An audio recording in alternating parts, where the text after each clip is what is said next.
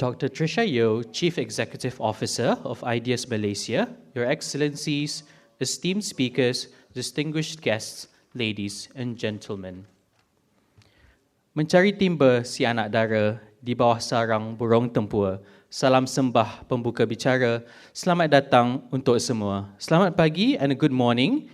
On behalf of Ideas Malaysia, welcome to the report launch and public forum of the competitive neutrality in the Malaysian power sector, removing barriers for a greener and more innovative energy industry. Please allow me to begin with a short housekeeping announcement. At Ideas, we are committed to providing a safe environment for all parties, both internal and external, to work together. Ideas has a policy of zero tolerance towards sexual exploitation and abuse. Everyone here today is responsible for making this event a safe space for public discourse. To begin today's proceedings, may I please have the pleasure of inviting Dr. Trisha Yeo, Chief Executive Officer of Ideas Malaysia, to deliver the welcoming remarks. Please welcome Dr. Trisha.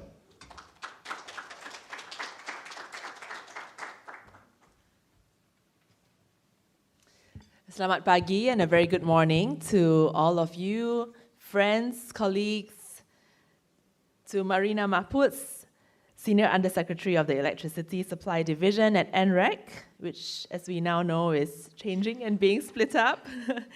Intake Rosman Hamza, former SecGen of the Malaysian Gas Association, Associate Professor Dr. Nur Ashikin Ahmad Ludin, Deputy Director of the Solar Energy Institute at UKM, and of course our Dr. Renato Lima de Oliveira, Ideas Senior Fellow as well as Assistant Professor of Business and Society at the Asia School of Business.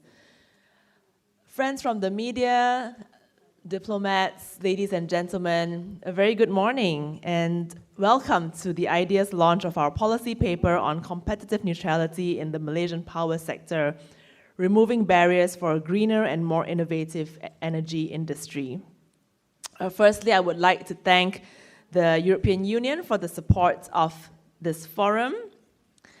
So friends, let me set a little bit of the context of why we pursued this study of competitive neutrality in the energy sector.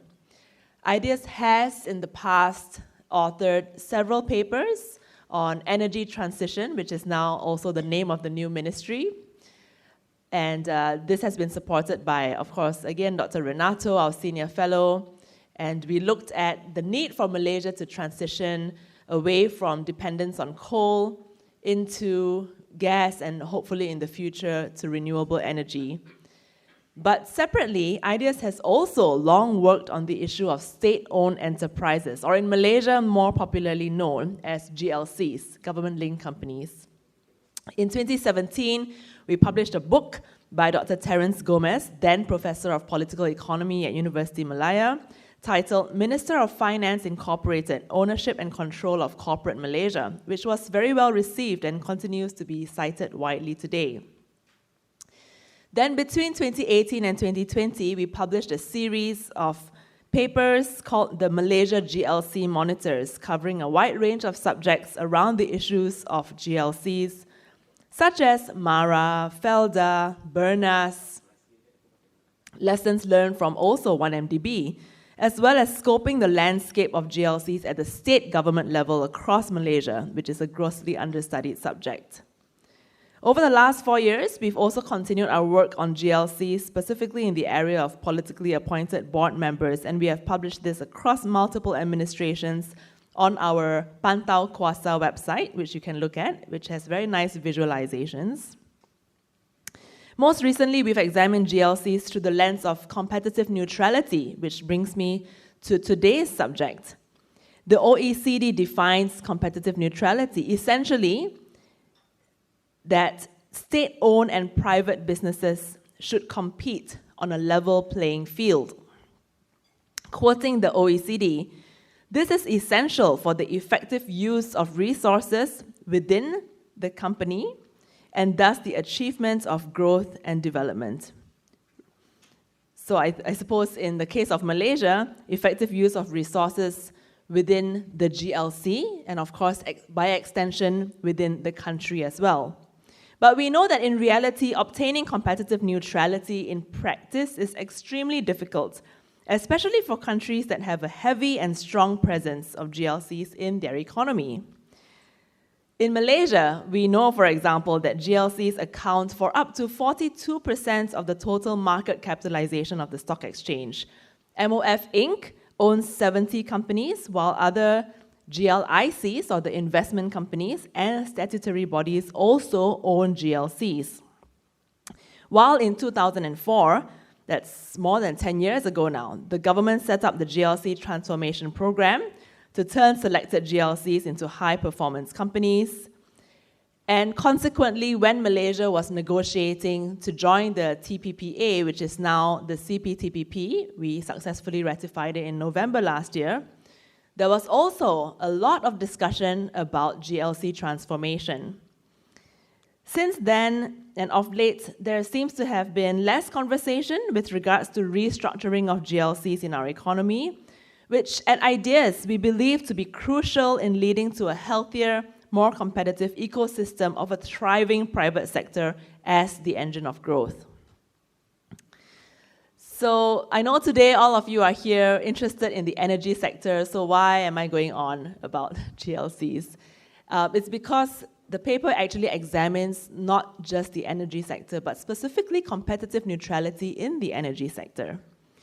So the paper is one such product of the recent work on competitive neutrality.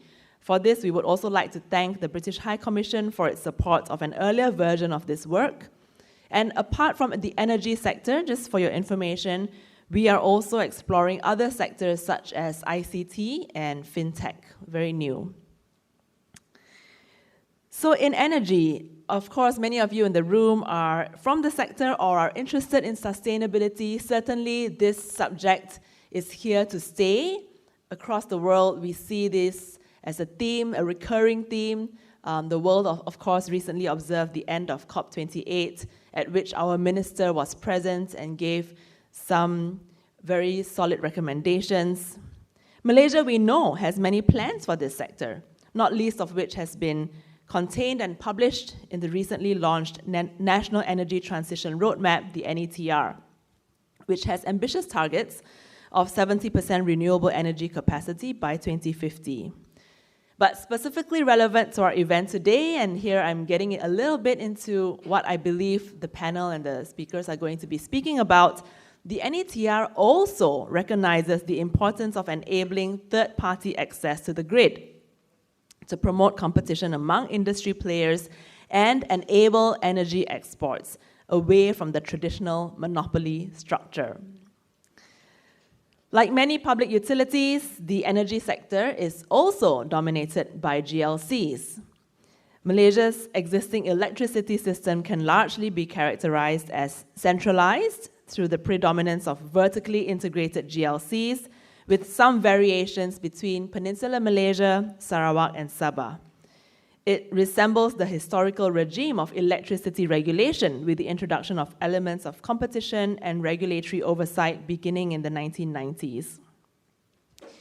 So the study we're launching today, and I'm sure you'll hear more about it soon, but it aims, and this is the objective when we started, to assess whether the regulatory framework in the Malaysian energy sector is adequate to encourage and regulate competition so that a state of competitive neutrality can be achieved in the sector. To achieve this, the study focuses primarily on the specific characteristics of the Malaysian energy market and the nature of competition in this sector, the current policy challenges, and how policymakers who are present today can align the country's regulatory framework with the stated goal of decarbonization are also further explored. Today's launch aims to provide such a platform to bring different key stakeholders together.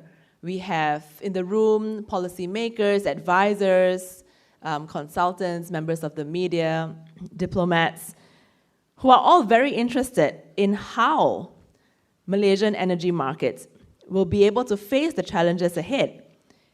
And in our view, of course, to achieve a state of competitive neutrality.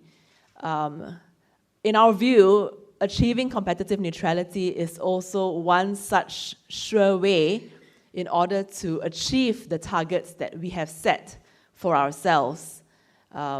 If you go back to your sort of economics 101 classes, right, the differences between monopolies and competition and so on, we don't have to get there, but I think we know what we're discussing today.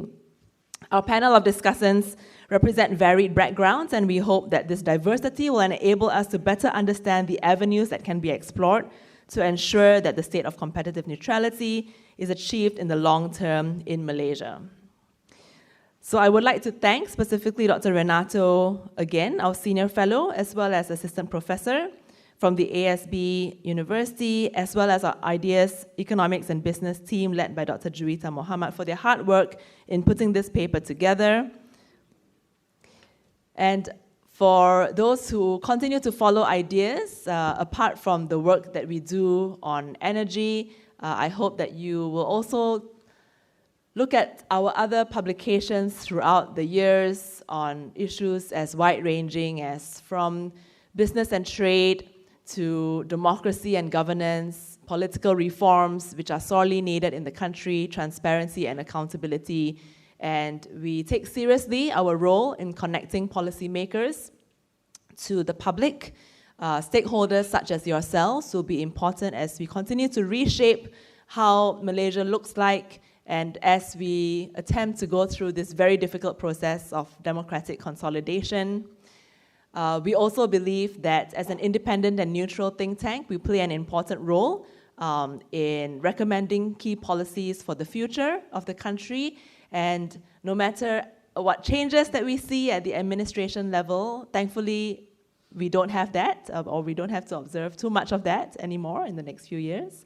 But Ideas will remain here and hopefully key to propelling these very important discussions moving forward. So with that, I look forward to the presentation that we're about to hear and the responses from the panelists. And of course, I look forward to a robust discussion with all of you in the audience as well. Thank you so much for your time. Thank you for joining us this lovely morning. And let me also wish you happy holidays and happy new year for the weeks ahead. Thank you.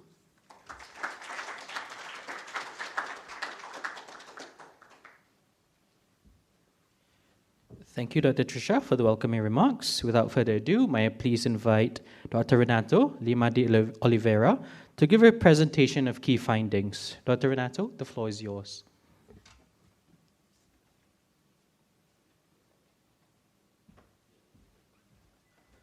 Thank you so much. Thank you, Trisha. Thanks, everyone who is joining us today. As an academic, it's always exciting to see the demand for knowledge that we have here. It's actually a full room to discuss policy reform in economics of power sector. Let me ask for the presentation to be put there. So in this work, and I would like to thank Ideas for inviting me to participate in this work. And as Trisha mentioned, this is part of a broader work that Ideas has been doing in terms of competitive neutrality. And then we do a deep dive in the energy sector, in particular to the electricity generation, also known as power markets. Technically, it's not the great way to say power markets because of definitions, but historically, that's how electricity markets came to be known. Let me see if it is working.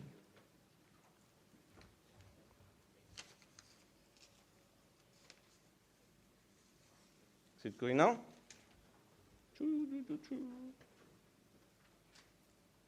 I don't think it's connected there. I can see that there is a battery here and working.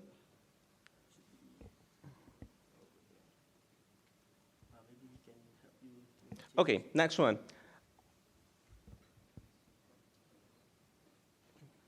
How many of you here has a passion for electrons? Passion for electrons?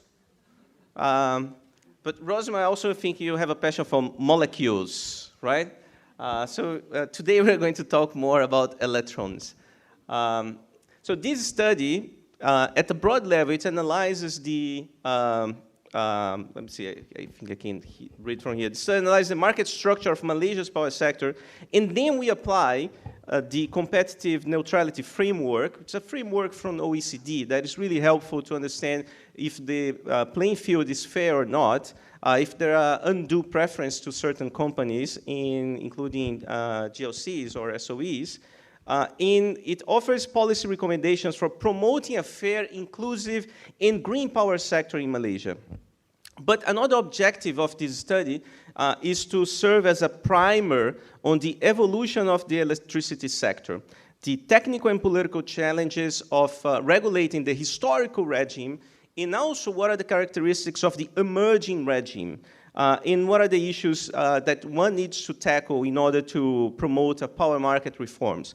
So if you do not have today a passion for electricity, I hope some of you will develop after reading this material. There is a pedagogical component of it. I teach energy markets. I teach energy markets from 3 different angles: from the technical angle, from the business angle, value chains, and also from the policy. In no other industry, policy is as relevant as in the energy industry. Most of the energy market of the world, it's actually dominated by SOEs or GLCs. These are the big utility companies in Malaysia, Tenaga. These are the big national oil companies in Malaysia, Petronas. But in other countries, it's going to be Saudi Aramco, Petrobras, Pemex, and so on. But all of these are changing a lot. The barriers of entry to other companies are now much smaller.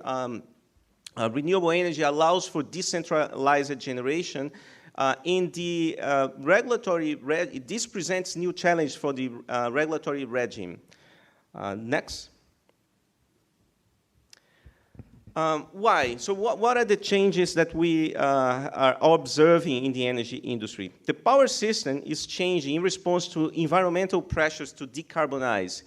Not long ago, and I would say about 10 years ago, or even 5, the main concern of a policymaker planning from the point of view of what's going to be our ability to deliver energy used to be basically costs in excess. Do we have enough future capacity to reach peak demand and make sure that we are not going to have blackouts? And at what cost? And that historically led to a certain configuration of how would you do the economics of power generation. Nowadays, it's also extremely important to think about quality in terms of carbon emissions.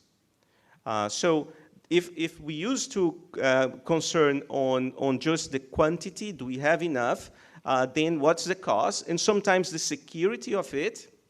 What is the reliability of supply, especially after the 70s with OPEC oil shock and also access to coal markets and so on.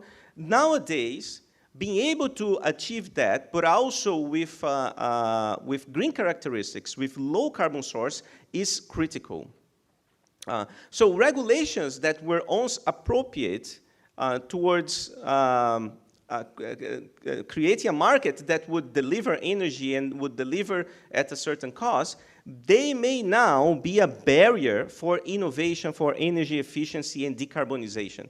The energy-generating technologies, they have changed profoundly in the last 15 years, and it has been increasing in terms of issues on ability to integrate with mini grids or integrate intermittent renewable sources and adopt Internet of Things in order to now have a demand that is not passive but actually can be active, can take real-time instantaneous price and then decide on what's going to be a load, and that creates ability to shift load. So before, you basically would consider consumers to be passive, and you wanted to make sure you would match peak demand. Now, that can also be managed, the total amount of load at a given time. altogether, this paper is going to argue that it's important to analyze which institutional framework in competitive landscape can enable a sustainable and just energy system in Malaysia. So the big picture here, before we go to Malaysia-specific information, is that regulations evolve in the 20th century towards a centralized system with a type of compensating players because of the technology that existed before and the constraints that existed before. I will talk that in the next slide. But new technologies, new forms of managing energy demand, they imply that you can now accommodate more renewable energy, green energy source, which are in extremely high demand given all of the environmental commitments, but that requires a supportive institutional framework that is going to promote that. So without it, without actually adapting regulations to the technological evolution, you are going to lag behind your potential. And that's a global problem. Next. So why reforms in the power sector is so difficult? The first big challenge is that in the power sector, you need to match demand with supply instantaneously all the time. That is a huge challenge because it means that demand fluctuates over the day, demand fluctuates over different seasons, and you need to be able to create infrastructure, grid, access to retail, generating capacity. And that infrastructure needs to be more than what you're going to consume most of the time. So you are demanding from economic players to overbuild in order to deliver, to have this security of delivering energy under extreme conditions. Otherwise, you will face blackouts, and blackouts are really costly.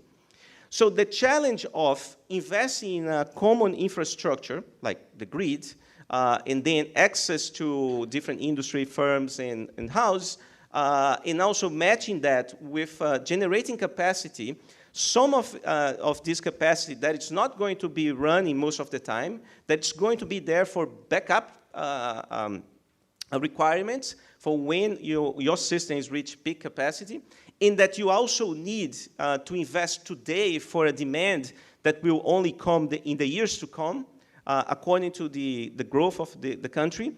All of that led to vertical integration, that you would have a single company investing in putting the grid, in delivering energy to end users, and then also doing the investments, because that would be easier to coordinate all these different parts. And if you end up with a single company of that size, it's really risky to leave to market forces. You need to be able to regulate it or directly own it. So traditionally, in most of the 20th century, the big utility companies, they were vertically integrated. They controlled from the generation, and it tend to be a centralized generation, such as a very large coal power plant, all the way to delivering energy. That reality made it really hard to leave to market forces.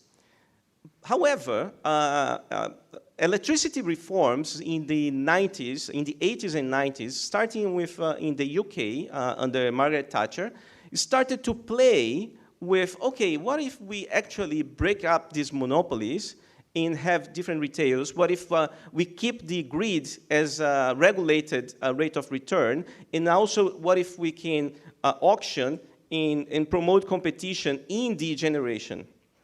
All of that came with, they came with particular challenges, which we explore in the paper, and you have the citations if you want to study more about it. And it evolved, the UK model evolved, the California model evolved from learning mistakes, when you might opening up but give a lot of market power to certain players. So we now have knowledge about what are these mistakes, how to do it better, And we also have data to back that more competitive energy systems, they are ultimately better for consumers. So even though, and my point here is that market reforms in power sector, they are challenging. They involve a lot of different intricate issues. Market power for generators, how you pay for compensating extra capacity and so on. But it can be done, and it needs to be done in order to promote the transformation towards a decarbonized system. In decarbonization also means not only something that is good to be done for the planet, but also means a huge investment opportunities. So IEA, the International Energy Agency, estimates that we will need to be investing $4 trillion per year in order to reach targets of net zero by 2050. In Malaysia, the IRENA study estimates in $415 billion until 2050 to keep net zero in the energy sector. So all this means is that the regulations of the energy sector has changed over time. It allows for competition under certain parameters. That is needed in order to unlock new investments in low fossil fuel capacity. And if we do that, we can, one, reach our environmental targets, but also attract a lot of investments. So there's many reasons why it's worth considering how to put an institutional framework that will support a faster decarbonization. Next. And then, after more of a theoretical, interesting, hope you are all passionate about electrons now, we go more about Malaysia-specific policies and market players. I'm going to be relatively brief in this presentation because I want to make sure we will have a vibrant discussion with policymakers and industry players and all of you. But the Malaysia, when look at in contrast to what has been happening in different parts of the world, Malaysia system still resembles most of the regulatory framework of the 20th century. It's centralized, it's heavy in terms of state-owned enterprise. In Peninsula, that would be TNB. In Sabah, SESB. In Sarawak Energy. It has adopted certain elements of competition, such as the IPPs, which open up for generation by other players. It evolved in its institutional regulatory powers by creating an energy commission, by having a single buyer as a ring-fenced unit within TNB. But it's really not a type of framework that is now most compatible with the idea of attracting more of green investments, because you still don't have third-party access to the grid. You cannot have a company, say, in Penang, doing a corporate green power purchase with players, say, in Kedah, without actually having to negotiate with TNB and bypassing it. TPA, I think we are going to talk about it. It's complex, but it's particularly complex if you take more of the interests of the incumbent. So if your regulations are all thinking about how is it going to affect the existing players, you might be missing lots of opportunities, and you might also not be doing what would be more equitable. And we have seen that, for example, grid investments is a key constraint for the growth of renewables in Malaysia. You have areas of congestion, and you need to have a way to unlock those investments. And maybe rely only on incumbents might not be the fastest way to achieve that.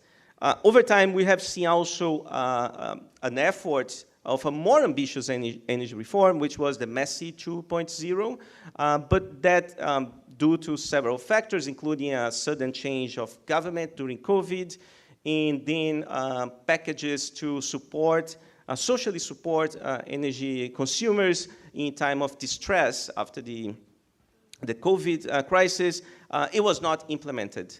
My Power has recently come up with a study that they call the Future-Proofing MESI. It's under discussion. I think pieces have been presented to the cabinet, but that's actually critical.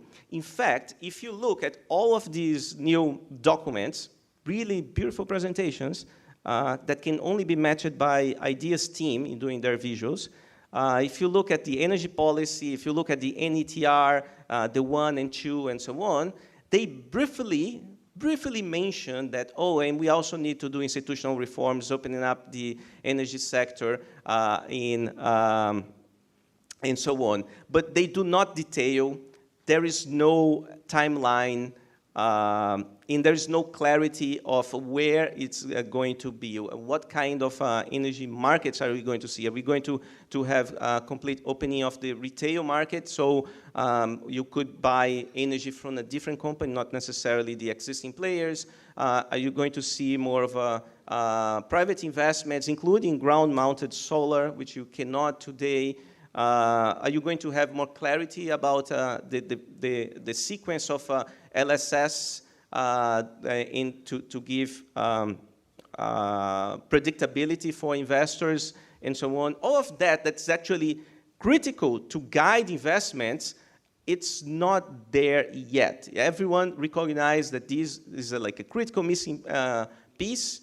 But that doesn't give you the headlines of saying that, oh, you're going to start these mega parks with solar energy, or we have these levers and all of that. So the nitty-gritty of actually doing some of these reforms, they will involve passing bills in Parliament, discussing about the impact, in implementing it over time, including strengthening actors such as the Energy Commission. And we see in this work that this is going to be really important. This figure is already outdated because now we have a change in the ministry. It tells us as well of a lot of dynamism. There is a lot of policy attention for this sector, and we hope with this paper to be one of the contributors to the discussion of where the sector is going. Next. So we have some data. We collected data at power plant level for every power plant in activity in Malaysia through different sources. So this is from the Energy Commission from 2021. It pretty much shows that even though we had a lot of new instruments, such as FIT, feed-in tariff, the LSS, large-scale solar. This is a great instrument to promote the growth of solar energy at a very low cost, by the way. The net energy metering, more of a newer instrument as well. But in reality, most of our energy, all of these instruments, they haven't made a big difference in terms of amount of energy capacity installed, and even less when you look at a generation. Because there is a big difference, big gap between capacity factors of the traditional coal and natural gas power plants and solar plant. So what it means is that by far majority, Malaysia's energy system comes from IPPs that were auctioned over time or directly negotiated in TNB-owned plants. But TNB also own IPPs. So we will see when we look at ownership data how concentrated the market is. In other markets, that in the case of Sarawak, it's all Sarawak, so there's no IPPs. The state is now very active in thinking about different aspects of their energy policy. And I think even though a lot of, in the paper we do explore Sabah and Sarawak, we can't even have data on competition because in the case of Sarawak, there's no competition. It's much more top-down. Next. Here is an interesting, it's a little bit hard to read, but it's an interesting figure where these are all the active power plants of Malaysia with over 1 megawatt. In the date that they came online, in the type of fuel, So we have the first, some of the hydro that started online back in the 60s, some of them still operational. Then we have in the 90s, significant growth of gas power plants. And Malaysia is a gas exporter. And at that time, we still had a significant gas resources in Peninsular Malaysia coming from the Terengganu and Kelantan area.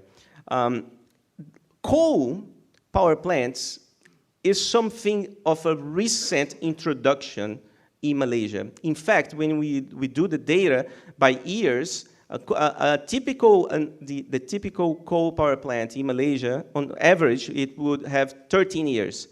The gas power plant would be older, 16. The hydro even older, I think 35. So coal power plants was a response to shortage of gas in a different energy crisis that Malaysia faced, which we actually addressed in another paper of ideas, which I welcome all of you to read as well. But what is one challenge is that the economics of coal means that scale matters. If you want to put a coal power plant, if you can invest in an ultra supercritical one with 2 gigawatts, that's going to have a lower cost per unit of energy.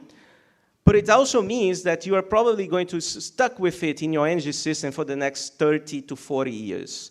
The operational life. The contract, the PPA might be not necessarily match that, but the operational life of that's going to be for up to 40 years. So the new coal power plants, if I can have the laser. So the new coal power plants, these are the one in brown, means that unless you actually have deliberate policies to promote competition, and maybe they might go stranded because their generating costs might end up being lower than costs of, in the near future, of solar plus storage, in absence of regulatory reforms that could include compensation, these power plants here, like this in Negros and Milan, they all could stay in the system for many years, and coal is the highest emitter of carbon per unit of generation. And in fact, we were talking about COP, 80% of Malaysia's emissions, they come from the energy sector. 80% of Malaysia's emission comes from the energy sector. If you want to decarbonize Malaysia, you need to change the energy sector of Malaysia. In most of the emissions, I think 2/3, well, over 2/3, they come from coal power plants. And this is a new problem. This is a problem that didn't exist 20 years ago. It's a problem that is relatively new, but they will stay with us for many years unless you have concerted efforts towards actually diversifying the energy matrix. So who owns those power plants?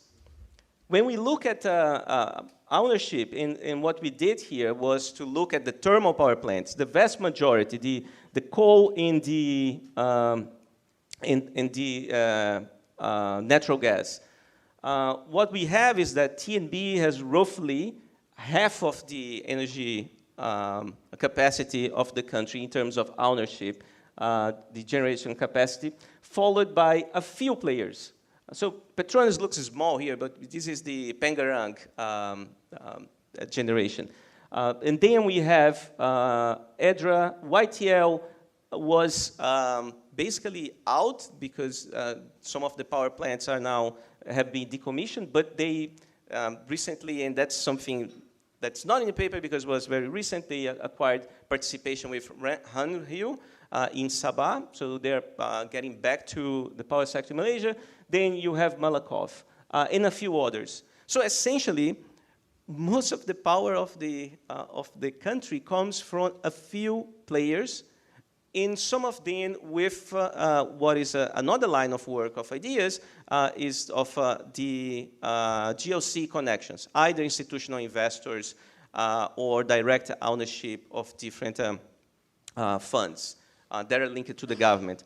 All of that means that reforming that sector will have distributive consequences, but without it, you will have a hard time unlocking investments from other sources, because every time you face incumbents, it's a big challenge. So this is the snapshot. Then we go, the solar sector is different. So the solar sector, we also do an analysis of it. We see that the instruments, such as large-scale solar, they have been successful in attracting a lot of new companies. A lot of Malaysian companies that are in EPCC, that are in installation of rooftop solar, and that is good. This means that it's a sector that went almost from zero to quite substantive presence in the country. And it's a sector that is also more diverse in terms of ownership. You see lower participation of GLCs. And in part because the barriers of entry was lower, and in part because GLCs came later to that sector. However, a warning here is that some of the recent policy documents, they rely heavily on GLCs as champions of implementation. In a sector that is thriving, that is actually creating new companies, it will have the risk. It's not given, but it's a risk to be aware. It will have the risk of crowding out private players. So we think that this is something to consider as well. In the paper, we go over different metrics, different indicators of what competitive neutrality is and how we would rank Malaysia in terms of the energy sector. And we have a number of suggestions, including on, for example, public procurement, to abolish the use of direct negotiation or use it only extremely rare cases, which probably will never happen. Extremely rare cases, it would be if you are facing a drought in a country that's based on hydro, and then you would need to procure things under emergency. But with good planning, that wouldn't happen. And also to make sure that, for example, when GLCs or statutory bodies with subsidiaries, when they go to set up companies, to limit the use of those statutory guarantees. So make sure that you have a level playing field. So altogether, we think that these are suggestions that some of them are for all sectors, others are specific to the energy sector, but that we believe that it would help to create a level playing field for all players in Malaysia. And that would be critical in order to drive more investments and decarbonize the sector. So let me go to conclusion, which is that the snapshot. Malaysia's energy matrix is fossil fuel heavy, with a lot of coal and some of the oil and gas, which is a challenge to decarbonize. Again, 80% of emissions of the country comes from the energy sector. And if you are serious about reaching net zero by 2050, or when you are not so serious and say that as early as, this is going to be a huge challenge. How to decarbonize an energy system that is so heavy in fossil fuels.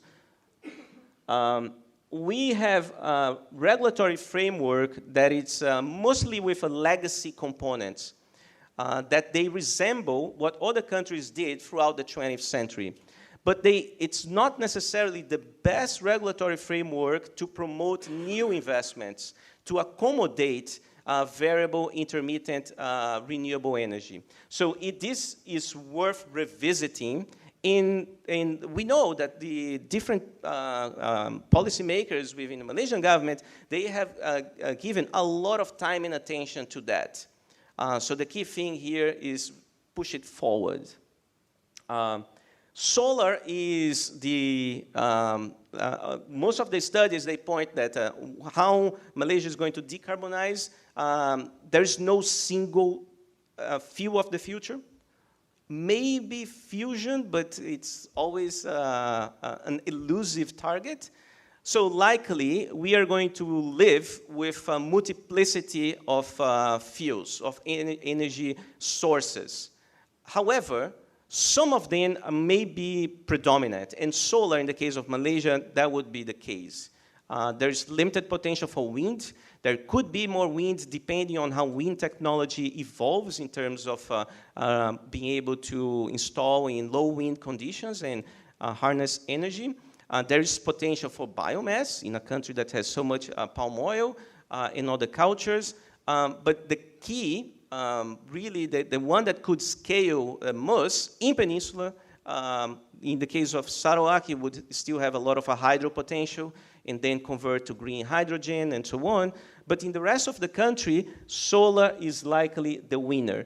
And we do see that there are many new, over 90 companies that have been shortlisted through LSS.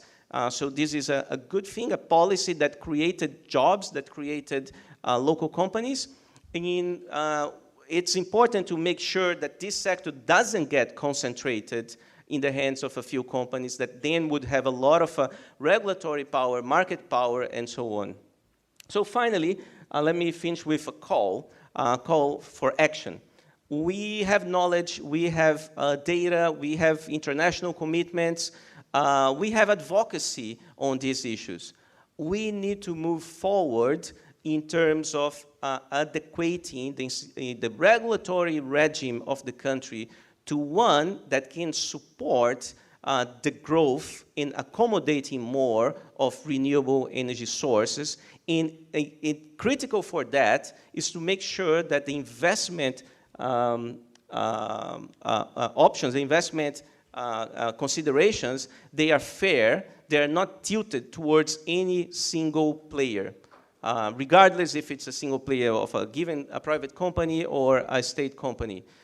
In order to unlock all the trillions of investments that the world will need, we will need to have a variety of investors in different business models. Experimentation will be critical. Access to infrastructure will be critical. This is an industry that takes time to mature in terms of investment. Decisions done today will only result in investments in some years down the line. So the faster that you can take actions that support the growth of the industry, the more impactful it will be. It's just like compound interest rates. There will be systematic effects of actually moving faster in that agenda. In considering all of the attention and the policy changes, I'm cautiously optimistic that we will see it. And I think that we, with ideas in our academic work, is trying to contribute to this debate. So with that, thank you so much. Looking forward to hearing your impressions and your comments afterwards of reading the paper. Thank you.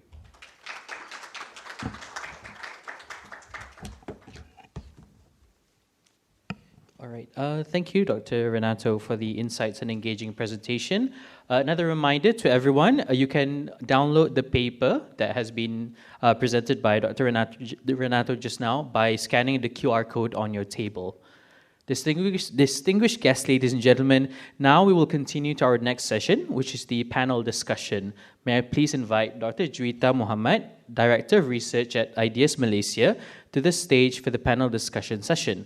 The panelists, please take your allocated seats on stage. Please welcome Dr. Renato, Marina Mahpuz, Rosman Hamzah, and Associate Professor Dr. Norasukin Ahmad Ludin. Dr. Juwita, the floor is yours.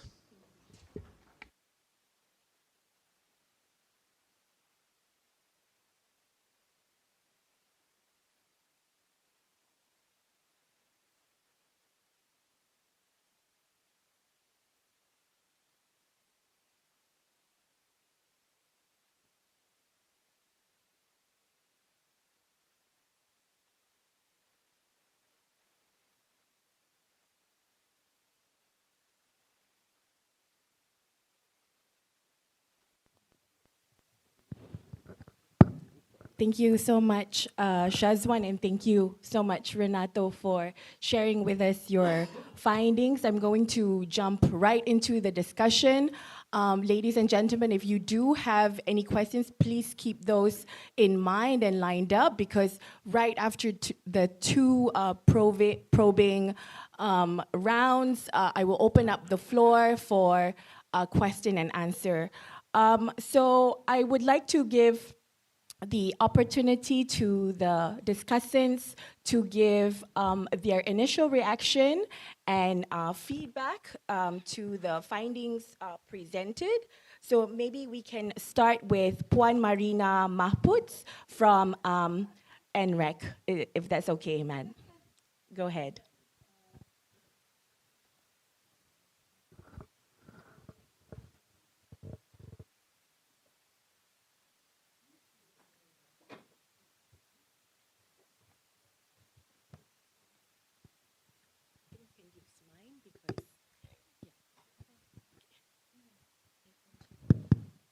Okay, Assalamualaikum warahmatullahi taala wabarakatuh, and a very good morning.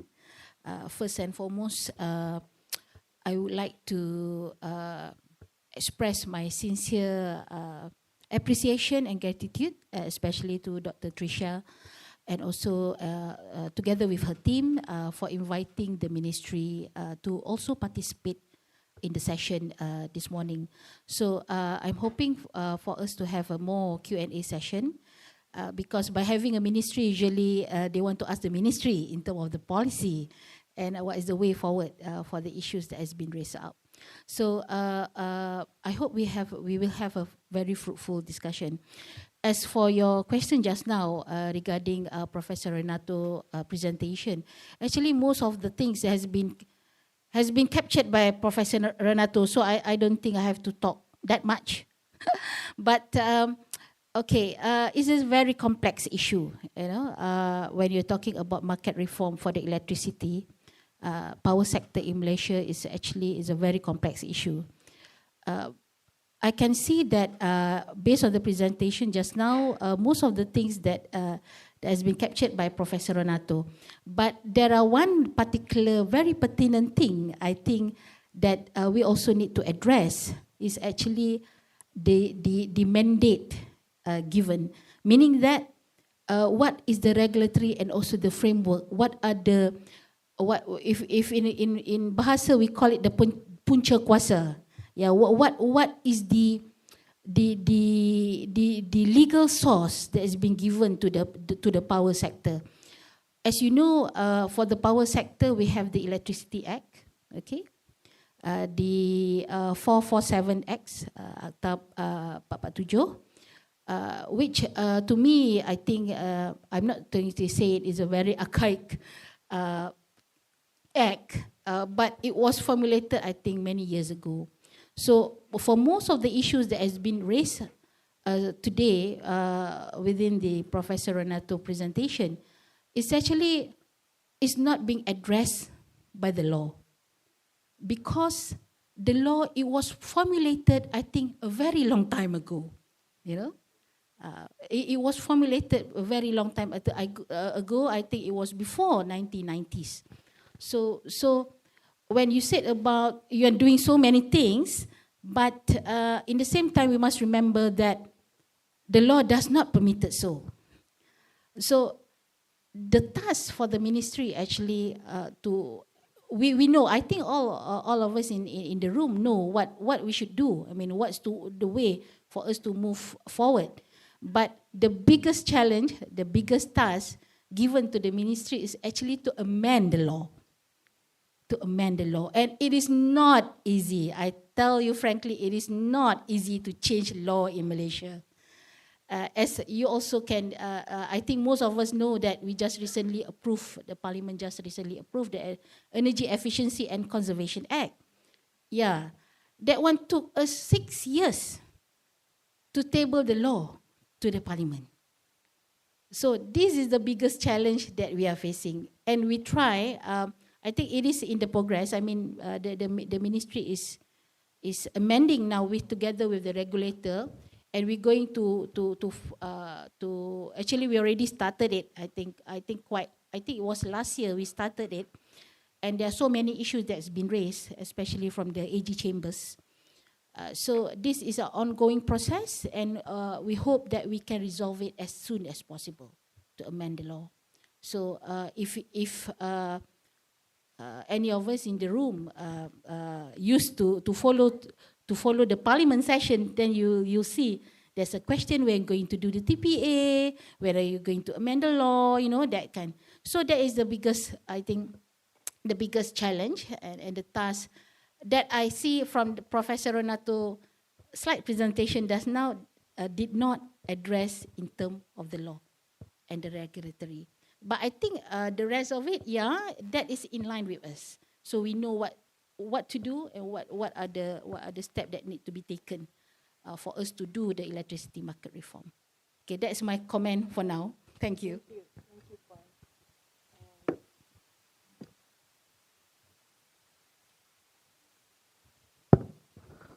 I can quickly respond to that point. In the paper, we discuss more about the actual changing of the law. That we benefited from, in writing this paper, we benefited from participants in focus group discussion, and that was one of the feedbacks that we received, that for example, TPA requires amending the law. It's not an administrative decision, and in amending the law, you have to think also how to compensate, what kind of fee structure, and so on. So by the end of the paper, we actually discuss more of suggestions that would require parliamentary approval, and because they take time, they are slow. That's one of the reasons that we think that a lot of efforts should concentrate on that, on putting draft bills out there, make sure that the discussion evolves, because we know it's not going to be overnight. It's faster to come up with a new policy document, like the energy policy, NETR, and so on, then actually put the institutional framework that will support the objectives of those policies. So we are in complete agreement that there is this agenda which is hidden from most of the discussions, but it's actually central to move it forward. Thank you, Renato. Thank you, Puan, for highlighting the biggest challenge of the sector, which is the changing of the act itself. Encik Rosman, I was wondering if we could get your initial reaction to the findings.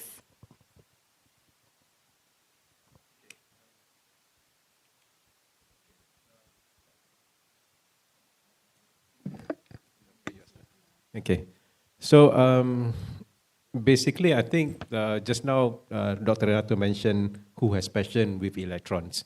Then he corrected me, I'm supposed to have passion in molecules. Okay, I think first of all, let me establish my background. Okay, before my passion with molecule, I have passion from electrons. Okay, so I have been involved with EPC and also sales of power plant for many years. And then after that, I transitioned to gas, where I then focus on the policy of the gas matters. And now I have joined, where's Lal Chan? Lal Chan is missing. I have joined Lal Chan punya society of pensioners, because I'm now retired. Okay, just to focus a bit on the mention of the coal plant that was mentioned by Dr. Renato, and also Dr. Renato mentioned the need for bidding or for tendering of concession. Basically, I was involved in the coal plant, where I basically sold the first 1,000 megawatt of coal-fired power plant to Manjung at that time. And then after that, there was called track 3A and 3B. And then track 3B, track 3A and 3B. And then there was also what they call it, after that, a tender. The first plant was by TNB, because it was supposed to be a fast-track power plant. You mentioned just now we have issue with gas. And because of the issue of gas supply, there has to be a very fast track. So it was actually given to TNB, and we competed in the tender as EPC, so we won it. And then second was actually a tender for the IPP concession, which was won by Tanjung Bin.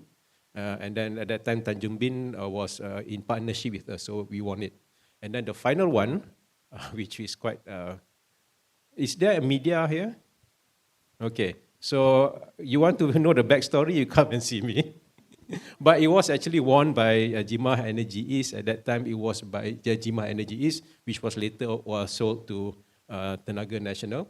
It was also by an open tender. Okay, that was the last open tender for power plant, because consequently track 4A and so on, until now it was a direct award. Okay, there is also a few, that's the problem, if you have media here, I can't really speak, but anyway.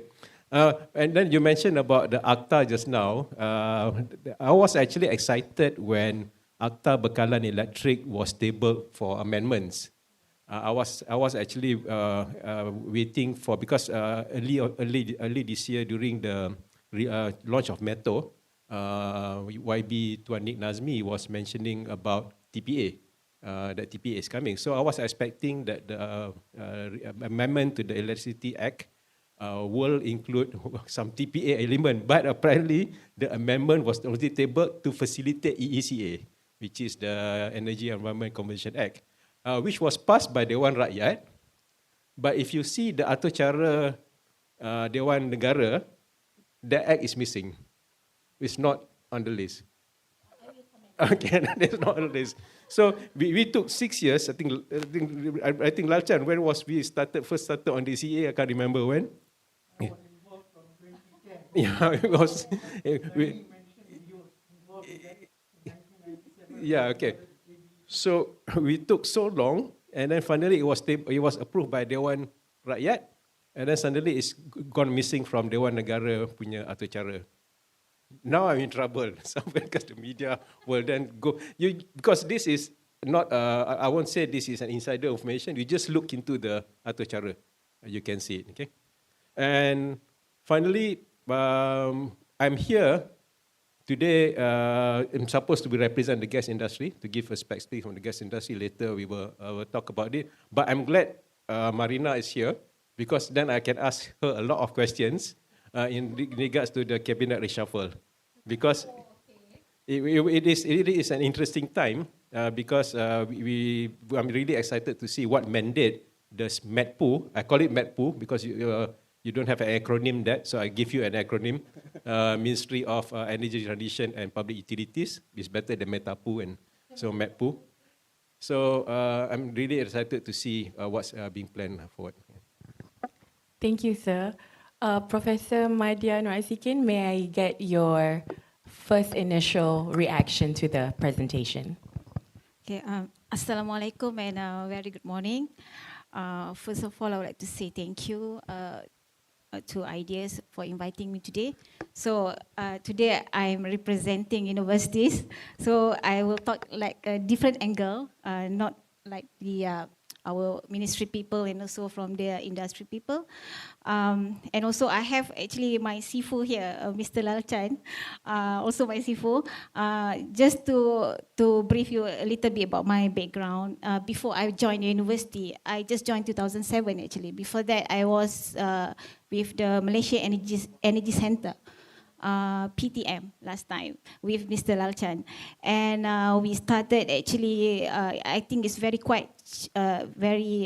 big challenge for us to start with the renewable energy when we start in 2000 actually with the Biogen project under United Nations Development Program and also the BIPV project to accelerate the solar market in Malaysia, and I can see that even the technically, the solar become the main, I think, main renewable energy sources until now. But at the beginning, we start very slowly, especially for biomass. The same thing, very slowly. And then after 2011, when we have the SEDA Malaysia, which is established in 2011, so we, I think, a bit speed up about the renewable energy. And for what just one comment, I think, because I'm the academic side. So for the one that Dr. Renato presented just now, I think the report is a very comprehensive, I think.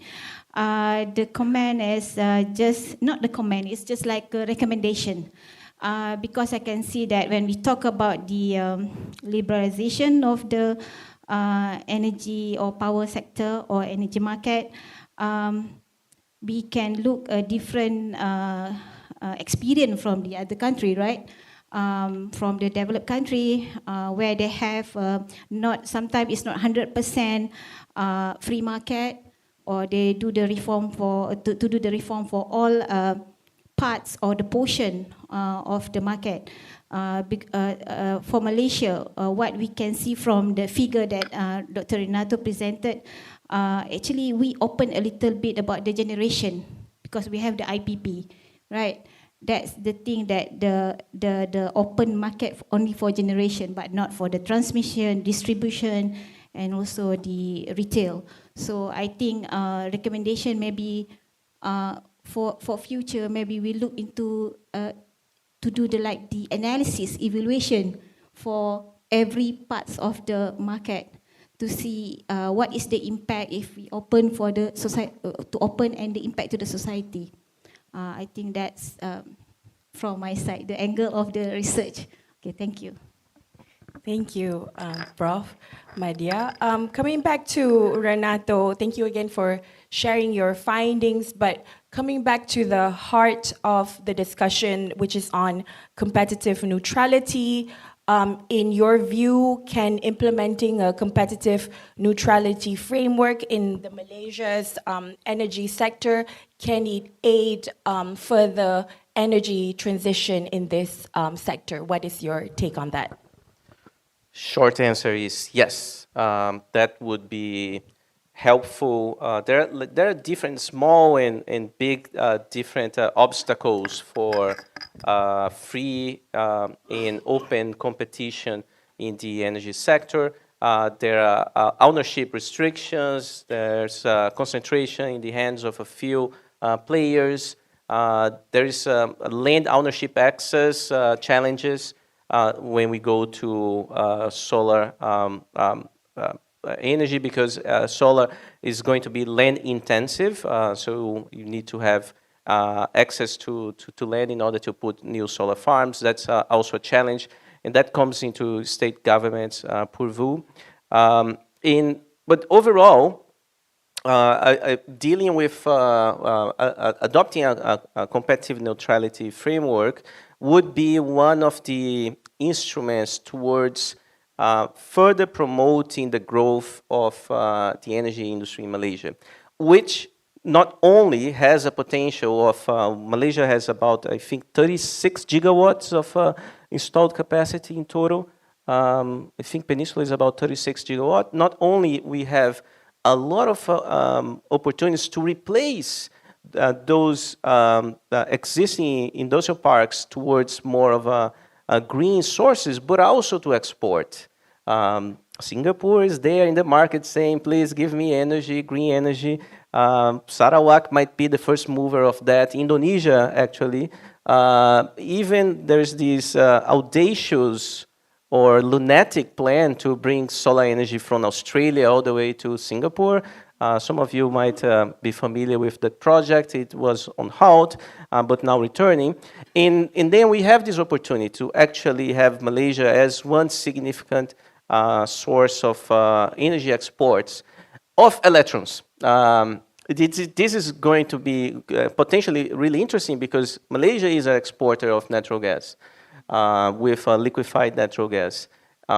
Electrons are even more of a local market because you need to transport it through grid, so you need to invest into grid capacity. And transport it through other energy carriers then becomes much more expensive. So hydrogen would be very expensive. It's mostly unproven way of it. So we have opportunity to change the market towards making, open up new revenue flows, which would be including energy exports, domestic market, but also energy exports. How can you do it? You need to have a multitude of new investors. And those investors would come if they see that the market is not tilted towards certain players, if the regulations are actually fair and predictable, and really supportive of this growth. Thank you, Renato. Thank you for bringing up Singapore. There is a huge demand, but again, it goes back to the supply and the storage capacities as well from the Malaysian market. Puan Marina, you mentioned about the main challenge being the changes of law. Can you also share with us the other challenges that you see facing the sector when we think about energy transition and decarbonization of the sector itself?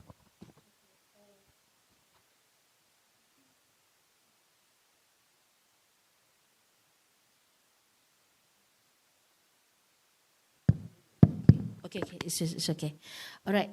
Beside the law, actually, there are several more challenges that we face.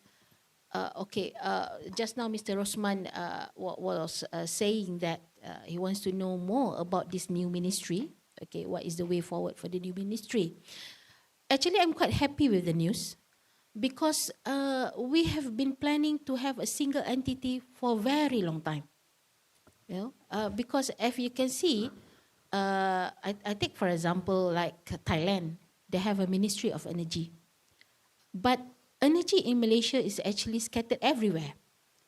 As for NRECC, we are only looking into the power sector because the Akta Bekalan Elektrik, the Electricity Act, reside with us. It is with us, but not the other part of it. Meaning that because as you can, I believe that all of you are fully aware that like the Kementerian Economy is taking care of the oil and gas. Mr. Roman, no, is it? They are looking into oil and gas, and basically we are the largest consumer of gas for the gas sector. So it's quite difficult to do a planning, you know, when you have like two different ministry. And also, if you are talking about rural electrification, then it goes under the Kementerian, the rural ministry, you know. So it's quite a very challenging task. I mean, especially for me, if you want to do a planning that you need to engage like almost 3 or 4 ministries for you to come out to a very comprehensive planning for the whole country. And just now you can see from Renato's presentation that there is Sabah and Sarawak. Yeah? Sabah and Federal Territory of Labuan, it is with federal under the existing Electricity Act, but not Sarawak. Sarawak have their own ordinance and they do the planning on their own. So they are fully autonomy in term of the power sector. So from there is quite a challenging, you know, for the ministry to have everybody to be in the same page, you know, to move together. And when our Prime Minister just announced the reshuffle of the cabinet, and suddenly there's a Kementerian Peralihan Tenaga and Daya Guna Awam, you know. Actually, to me, yeah, somehow I'm quite happy because when you said that Peralihan Tenaga, energy transition, so it will reside in the one ministry, under one minister, and it's so that we can call everybody, all the players, for us to streamline and also to push forward the agenda of the energy transition. So we are quite happy with the news, and it is a big task for the ministry because we are working towards the market reform. As you can know just now, also Renato told us that you have engaged with My Power. My Power have the study that they have been done, but they don't have the detailed parts of it. So we are developing it. So they have like 10 initiatives to be done. But we are not going to do the whole thing, you know, all together of all the 10 initiatives. So we have to prioritize which one to go first. Like, for example, for next year, what we plan is that moving forward, the first biggest task is the amendment of the law. That one is the definite. In fact, the work has been started. I mean, since I think quite some times already. So we're going to continue that, and we try our very best to finalize in amending the law. And then the second challenge is about to address and to reform the tariff structure. If we want to go to the market, especially towards the TPA, it has to be market price.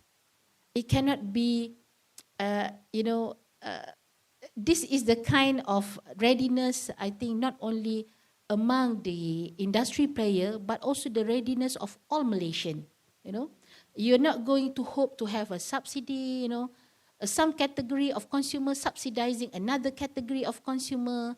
It cannot be, So what we're going to do for next year actually is a big task to reform the tariff, the tariff structure. And of course, many of the people are asking, how are you going to take care of the bottom 40, the M40, So we will look at it together, not only to reform the tariffs, but also to come up with a plan how for us to help those who are in the need.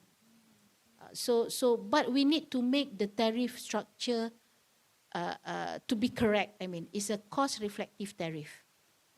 These are the things, because like those days, the challenge is that those days when you talk about power sector, it's just purely talking about security of supply, to meet the demand, supply and demand. Of course, at the ministry, when you do the planning, we are looking into balancing all the three elements of the energy trilemma.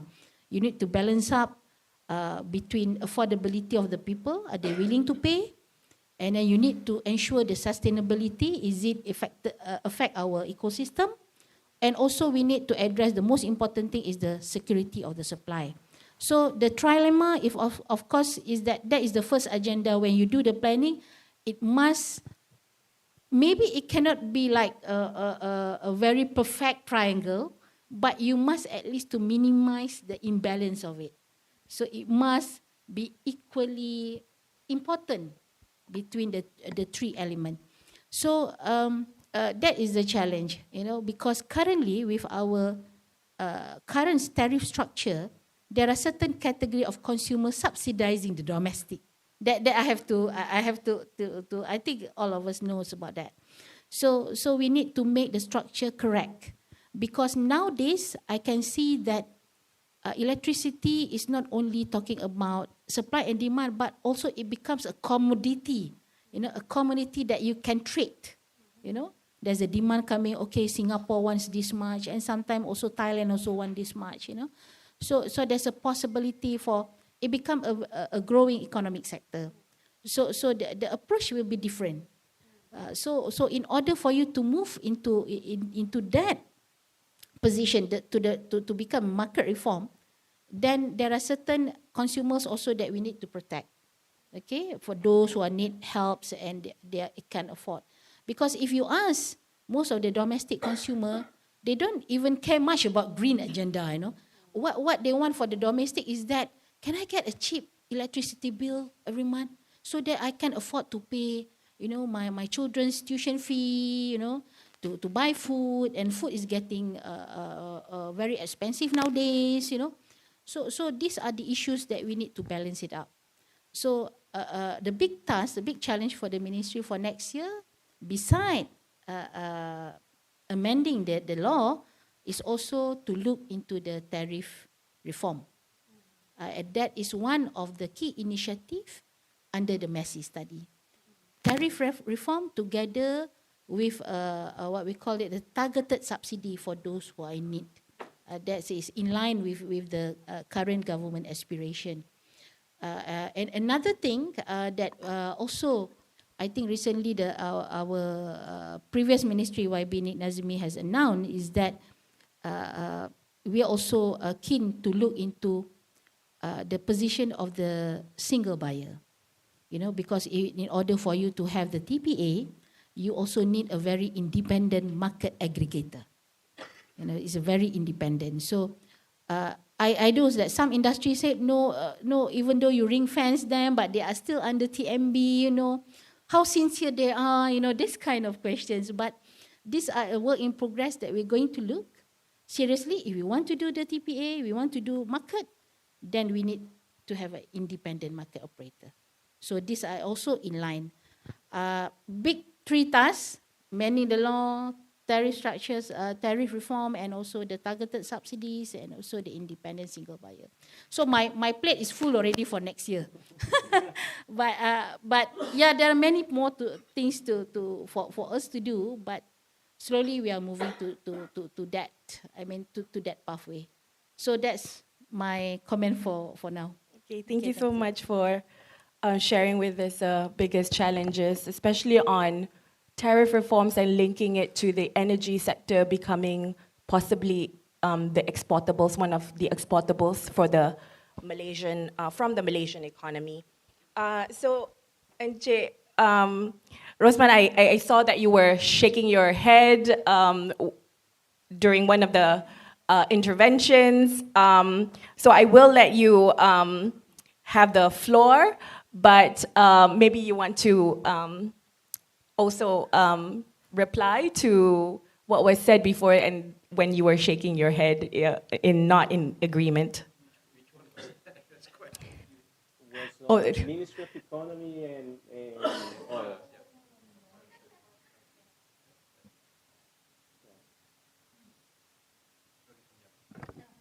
Test. Okay. So I was nodding is because of the by law, oil and gas is under Prime Minister.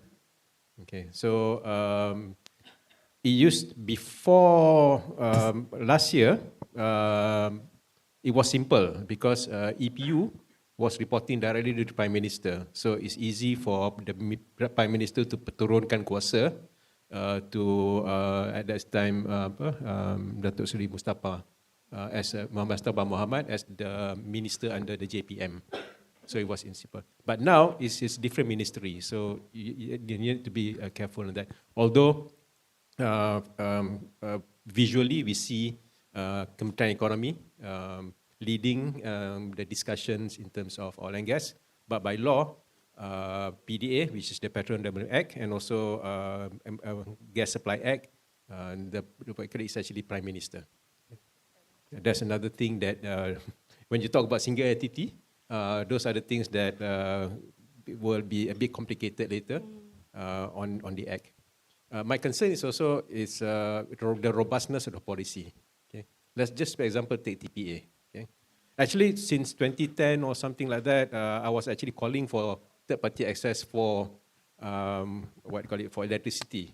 But at that time, I was talking to the chairman of ST, was talking to KSU of KETA at that time. Everybody was saying that not possible because what happened to TMB if we do that. But if you look into when YB Yobiyin came into the picture as the Minister of Mestec, he put TPA as one of her KPI. And as a result, TMB restructured to create a chief retail officer. So that means TMB was already ready to enter the third-party market. I think there's some TMB folks here who can correct me if I'm wrong. So they're actually ready to enter the third-party access market. Then just to test the system, then the thing is suddenly it gone quiet, the third-party access market. And then there was also ST also come up with that you can actually sell to Singapore, a regulation on how to sell to Singapore, which was then cancelled. Okay, young regulation that you can sell to Singapore through either to TMB or have a direct connection. Then the regulation was actually cancelled. It was not cancelled. It was? The guidelines still on the CBES. Not the CBES. Talking about there is a regulation. Renewable energy export. Yeah, renewable energy export. Yeah. I'm not talking about that. Yeah, but the renewable energy one is actually taken out, right? It was removed. Yeah.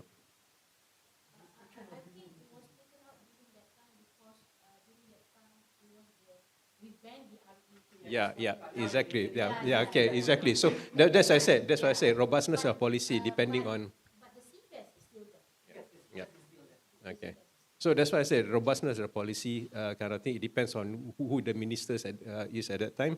And now we have Nick Nazmi back in the picture, who's saying that but he will try to make third-party access by end of this year, I think. That he says now you have Datuk Sri Fadilah in charge. So the question is the robustness of the policy it has to be a robust policy. Once you make the policy, whoever the minister that takes over or any reshuffling of or restructure of the kementerian, it has to be followed. Secondly, policy over policy. Okay. In 2020, end of 2021, we launched the National Energy Policy, which brings us to certain 2022 to 2040. And then suddenly you have the National Energy Transition, which does it go above or does it go under the National Energy Policy? Because it then takes you up to 2050. Okay. Then if you read the National Energy Policy, you have a few levers, and each of the levers have their own action plan and roadmap. And then, then where do you see the kind of how do the roadmap avoid the so-called interface or overlaps kind of thing? So in my when I was in MGA in 2017, 2018, we pushed for the natural gas roadmap.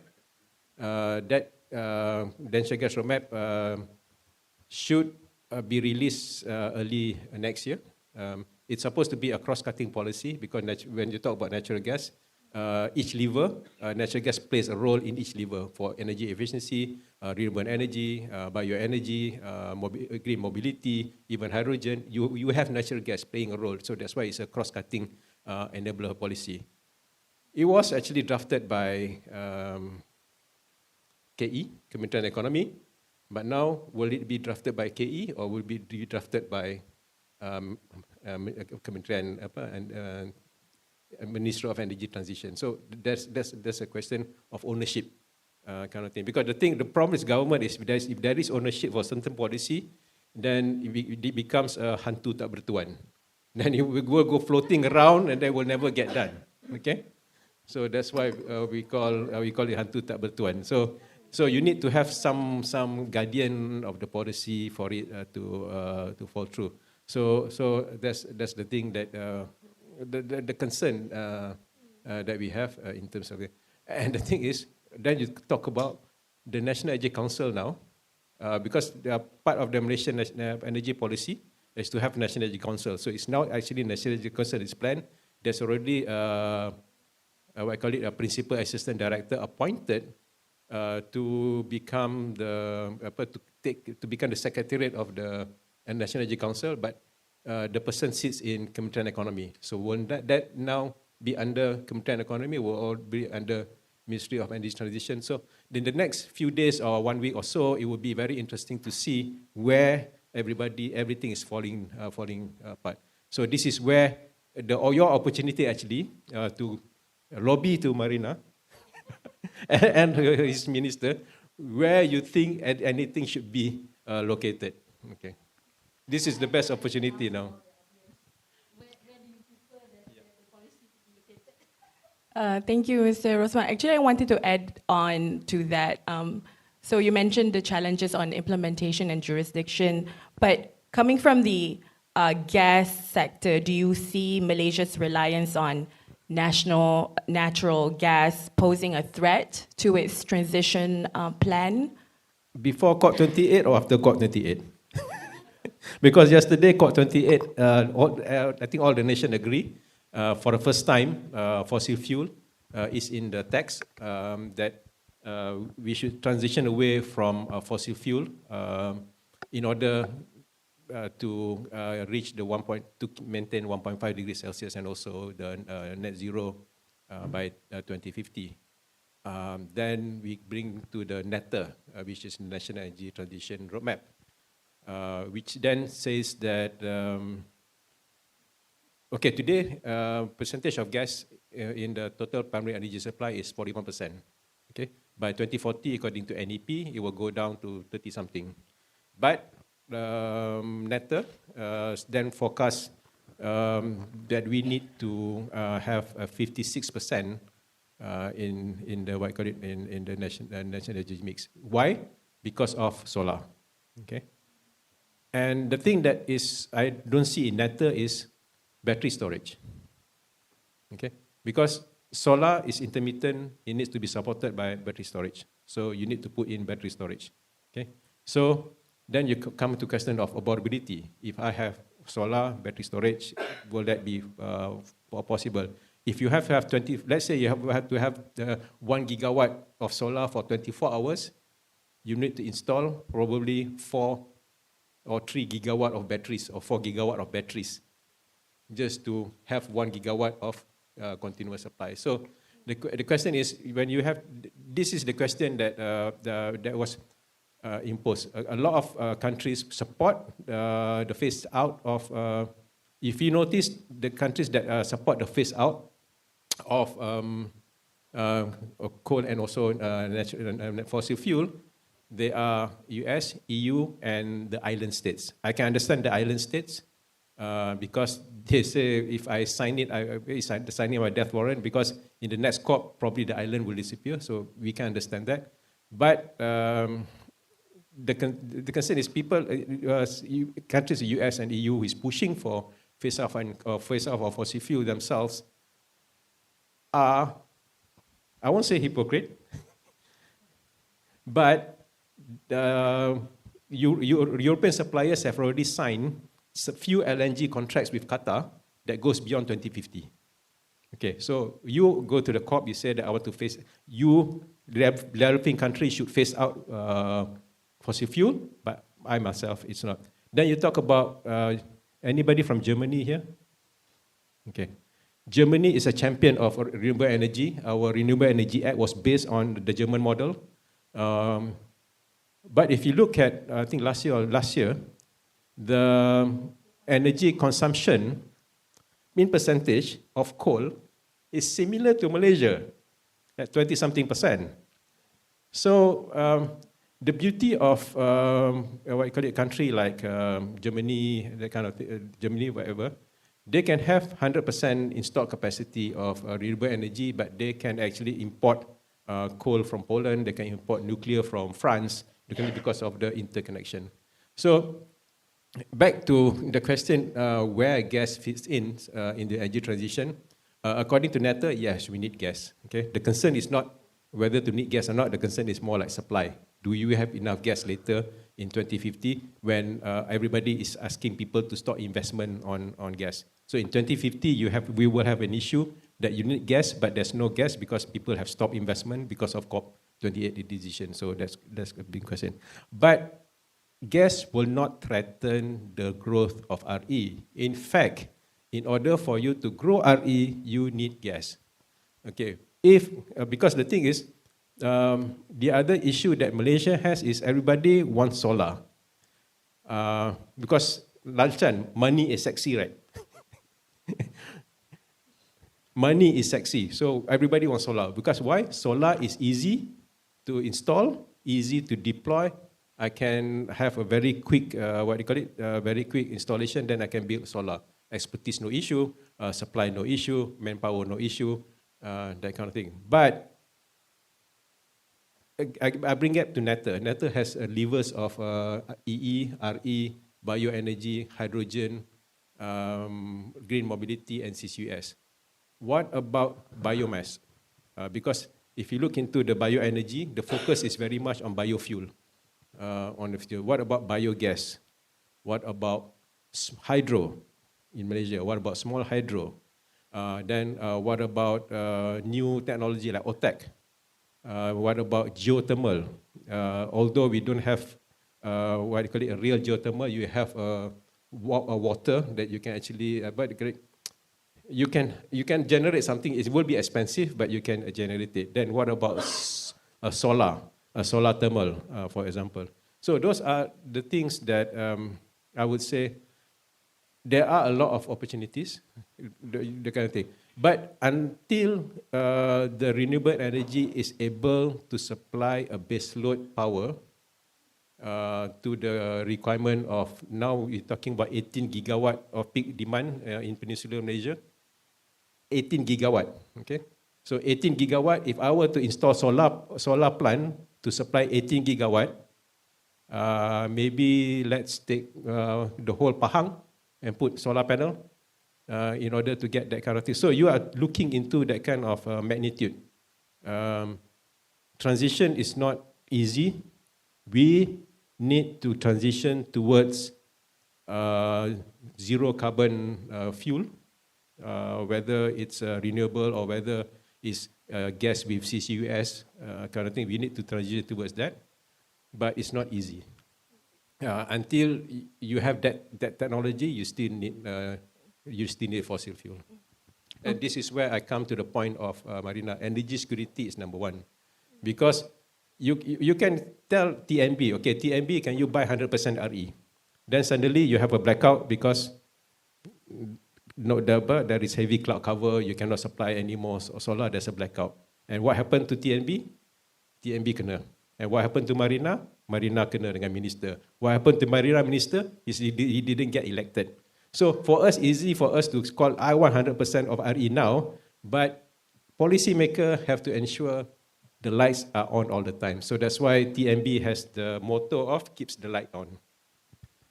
Thank you. Thank you for talking a bit about opportunities of diversification. Talking about opportunities, Professor Madhya, other than solar energy, what other renewable energy sources and technologies can Malaysia look at to rely on in the future?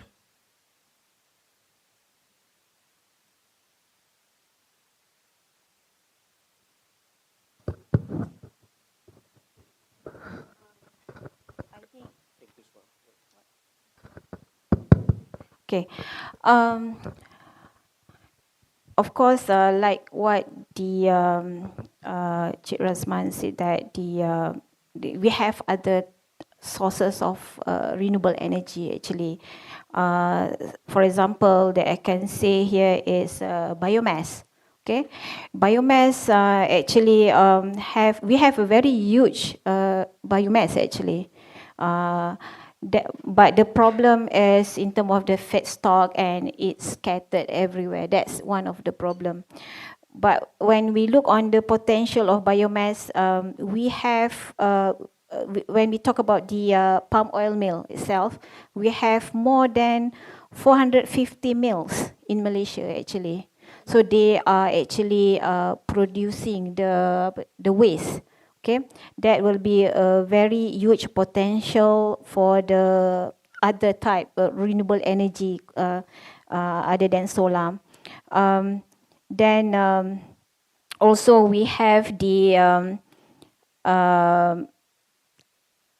municipal solid waste, because if you can see the population increase, and the waste also increase. So that will be one of the other potential that can be catered from that fuel. Okay. However, the technology, because previously I think we tried to have the incinerator, but it's failed. In Broga somewhere in Semenyi also failed. Huh? Yeah. So that's the. So that's the problem. However, I think that will be one of the good option of the renewable energy sources actually, and also the biogas. Of course, when we talk biogas, also can be from the palm oil mill itself, and also from the methane gas, and also from the landfill. Okay, so that's the two sources, and then I think the wastewater, so they are also interested for the biogas. So that will be a potential, another potential. And then we have also the hydro. That's another thing, hydro. So hydro also, I think since last time we have the mini hydro, okay, and also we have the micro hydro. So that will be another option that can be harnessed. So I think from the study, it is estimated 2.5 gigawatt resource potential from the small hydro actually, which we have about 189 rivers, which the rivers that has been identified. Okay, and also geothermal actually. Geothermal, we have studied in Tawau Sabah and also in the Slim, what we call it, Ulu Slim Perak. So that will be another potential, which is they have identified about 67 megawatt. So that can be also included in our renewable energy. And of course wind, but if as what the speakers before me said, wind, we have the problem because we don't have the high-speed wind, because when we talk about the technology, at least it should be more than 5 meter per second, but we are lower than that. Only a certain places they have more than 5 meter per second. And I think one of the TNB wind turbine in one of the island dekat mana, Pulau Perhentian Island, they say it's not working properly. So you just imagine, even in the island, it's not in the full operation for the wind. So it's quite challenge for the wind for Malaysia. And also that we have OTEC actually, but OTEC, even though it's already we have the demonstration plan and Podison for OTEC. It is by the UTM. But the problem is it's still not really commercialized in Malaysia. Okay, maybe because we have the different geographical area of our sea type, because we are not a lautan Hindi lah. We are the Laut Cina Selatan. So you can see the different, because when we talk about the OTEC, there is a technology between the, the wave. So our wave is not so strong. Okay, so that will be another potential, but it's not a really high potential. So I think that's my suggestion. Yeah. Before I add, I have another technology. Just a comment on wind. Again, we talk about policy, we talk about open tender, we talk about direct awards, that kind of thing. In COP28, a Malaysian company signed an MOU with Mazda, because Mazda apparently is committing to put in 10 gigawatt of RE. Signed an MOU with a Malaysian company for 2 gigawatt of wind in Sabah. Okay, so I think a lot of us who has been looking at wind for the past how many years will be scratching our head, where are we getting that kind of wind? I have one more technology that nobody is mentioning: nuclear. Okay, even data centers now are considering to be powered fully by nuclear. They're talking about small modules, kind of thing. So the question is, are we ready to open the discussion on nuclear or not? Because I know we are ready, but the civil society is ready to talk about it is another question. You not get elected in the next election ke tidak ni? So those are the things. So I don't know. It is quite what do you call it? We need all technologies. To me, you need all technologies. You cannot say solar will save me.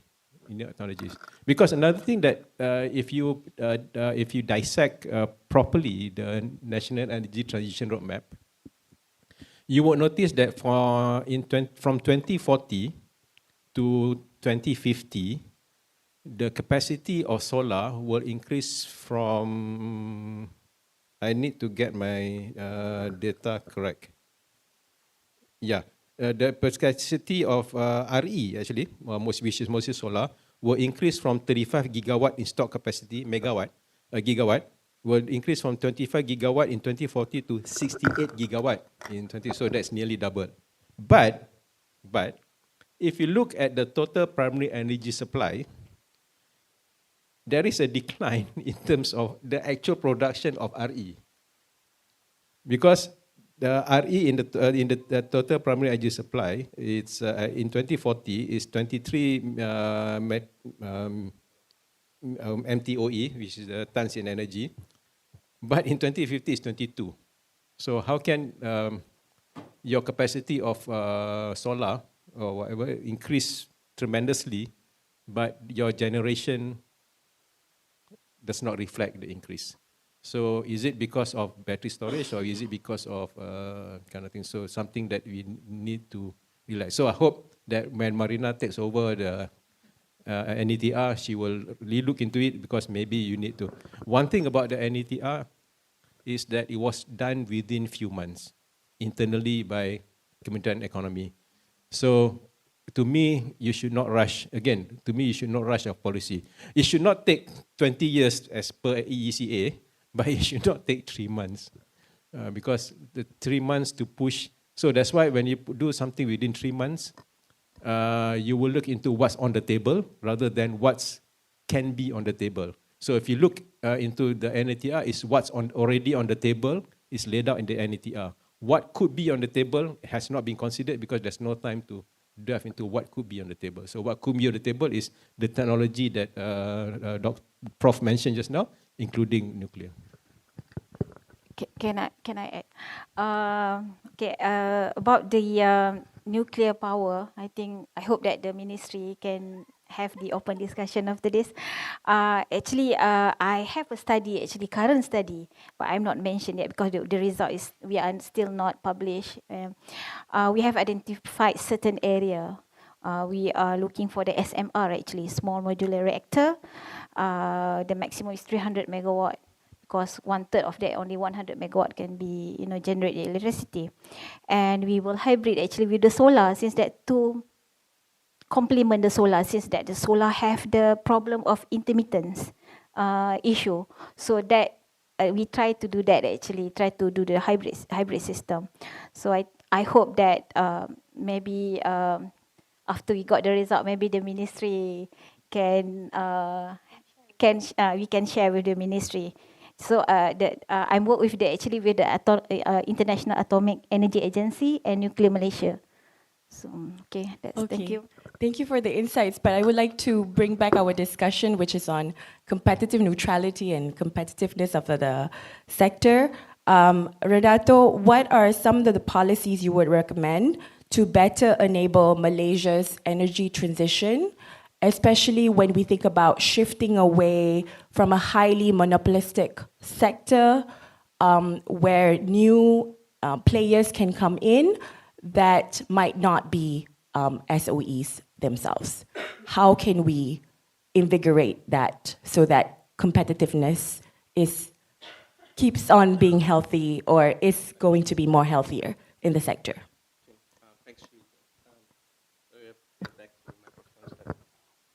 Thanks, Shrita. I love this conversation. You see that in talking about the future of energy, not only we talk about technologies, but they are associated with different business models of putting together hybrid solutions and exploring even the migration of skills that comes from oil and gas, that you could go and explore more of geothermal and other sources.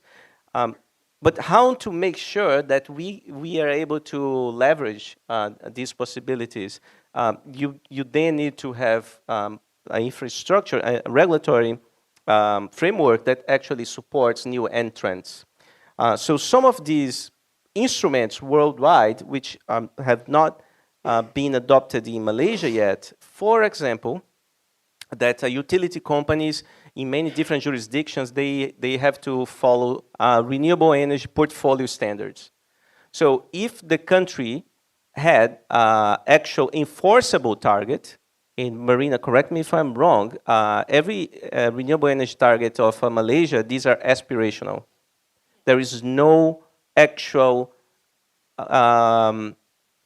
costs, future costs for not reaching them. These are targets that it would be good to achieve, but if we don't, nobody's going to actually be penalized.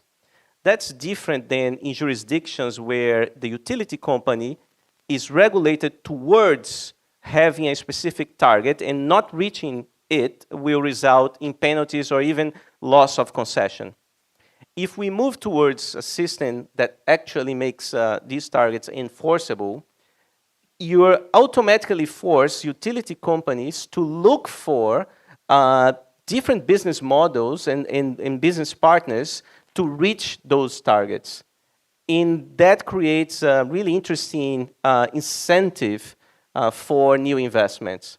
As of now, a lot of these additions are done by government plans through LSS.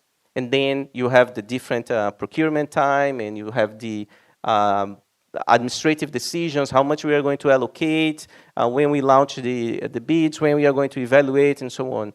Another mechanism would be, okay, this is the target, then the utility company, and particularly if you have more of unbundling, then there is a negotiation about how can we reach that, what kind of overprice we would need to go in order to make sure we are not penalized in terms of future costs of not reaching those targets. The interesting thing is that energy policy has evolved over the world. Many of those instruments have been adapted in Malaysia: net energy metering, feed-in tariff, the LSS. Some of them are more effective in terms of increasing your share of renewables at a low cost. For example, feed-in tariff is good at the beginning, but it can be very inefficient later, can have a very high cost later. LSS is a great instrument because it provides scale. It also allowed for new players. But you have, ideally, you want to have predictability, that each year you're going to add by that. Or you can move to a system of actual penalties, just as the renewable energy portfolio standards are. Aside of that, you can also unbundle the sector, open for retail, allow for different competitors to come and do their own deals, but that will also require a profound change of the Electricity Act. And that would create different financial impacts to existing players, incumbents. So sometimes the view that, oh, this is going to result a loss for a certain given company makes you to take a step back and put it out of considerations. But another way, counterfactual, is that the amount of investments, the amount of jobs that can be created if we move faster, it would be profound for Malaysia. And it would be a good reason to propel the country towards opening up, liberalizing more its energy sector. And it would also be a shock into existing incumbents, which are already investing, including outside of Malaysia. Both TNB and Petronas with different investments. And that competition can make them even better. For all the qualities that they have today, under a competitive mechanism, with all the guardrails, with all the technical considerations to make sure you don't suffer from different technical failures, that can be powerful for economic development in Malaysia. Thank you, Renato. So for Puan Marina, we know that the government is prioritizing the transition to renewable energy sources. We have blueprints out. In your view, how will this contribute to the competitive landscape of this sector? Will it invigorate more competition, namely between SOEs and non-SOEs entity in the near future? Yes, that definitely will increase the competition for the future. Like just now Professor Renato said, that when more renewable energy coming, when talking about renewable energy, is not necessarily coming only from solar, but it can be from other sources as well. So, but it will create, for example, I take like biomass. That is a very good example. When I can understand the challenge of having biomass into the system is that they are scattered everywhere. They are very far away. Maybe we need to create a aggregator for the biomass in the future. So I think by having more renewable energy into the system, definitely it will create more jobs, more economic scale. I mean, it also develop the potential of local industry, the commercial sector. So I think that is in line with what the ministry wants to do for the future. So hopefully we can reach.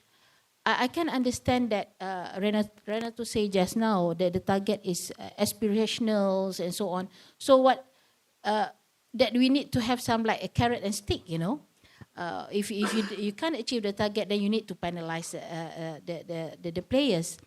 This is also something that we look into the regulatory framework, because if let's say we wanted a firm supply, so definitely there will be a penalty if you cannot meet the target. So these are the things also we'll take into consideration. And of course, when we do this reform, I always say that please don't hope that electricity in the future is going to be cheaper and cheaper. It doesn't work that way. So everybody must be ready, to be very open-minded, because we are going towards market. There is no market in this world. It's getting cheaper and cheaper every day. So like Mr. Rosman said just now, fossil fuel, for example, we are using gas for the transition fuel. Yes, that is correct, because we need gas more, because we are going to phase out the coal. The last coal power plant will expire in 2044. That will be our last coal power plant, and there will be no more new coal power plant to build up in Malaysia. So, but I have some reservation for the Germany country, even though they are saying they are renewable, but they still keep the coal at their backyard. So for the supply, I think for the security of the supply, that is something that also we discuss in the ministry, whether can we keep our coal in the back of our backyard.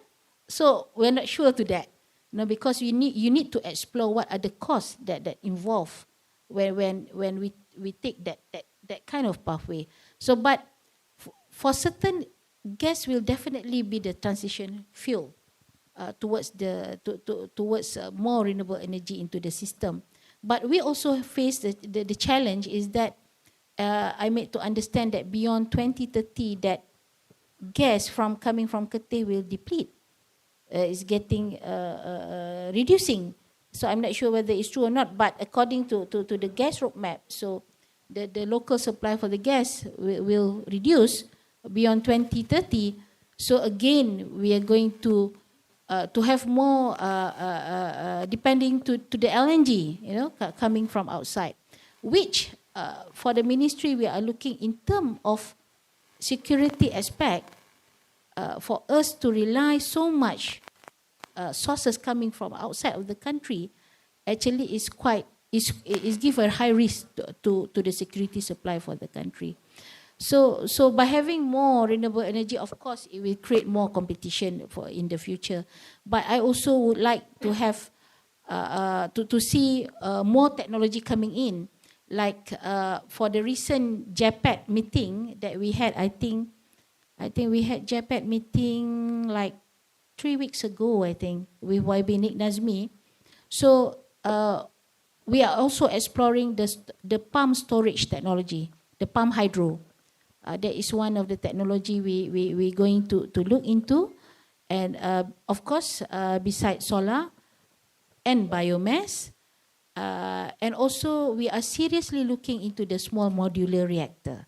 I'm not saying that we're going to build up a nuclear power, no, not that, but exploring the potential of a small modular reactor. So because it is a challenge, because we don't have wind. Definitely wind is not that. They say they have some sort of potential in northern of Sabah, but definitely not Peninsula. So that's wind. Maybe I'm not so sure about wind, but small modular reactor is a very interesting thing to explore. Because in the long run it is cheaper It is much more stable, and they have a very new approach and new technologies. But of course, these are new technology that we need to explore further. And another potential of renewable source is that beside mini hydro, yeah, we have a lot of mini hydro that we can explore.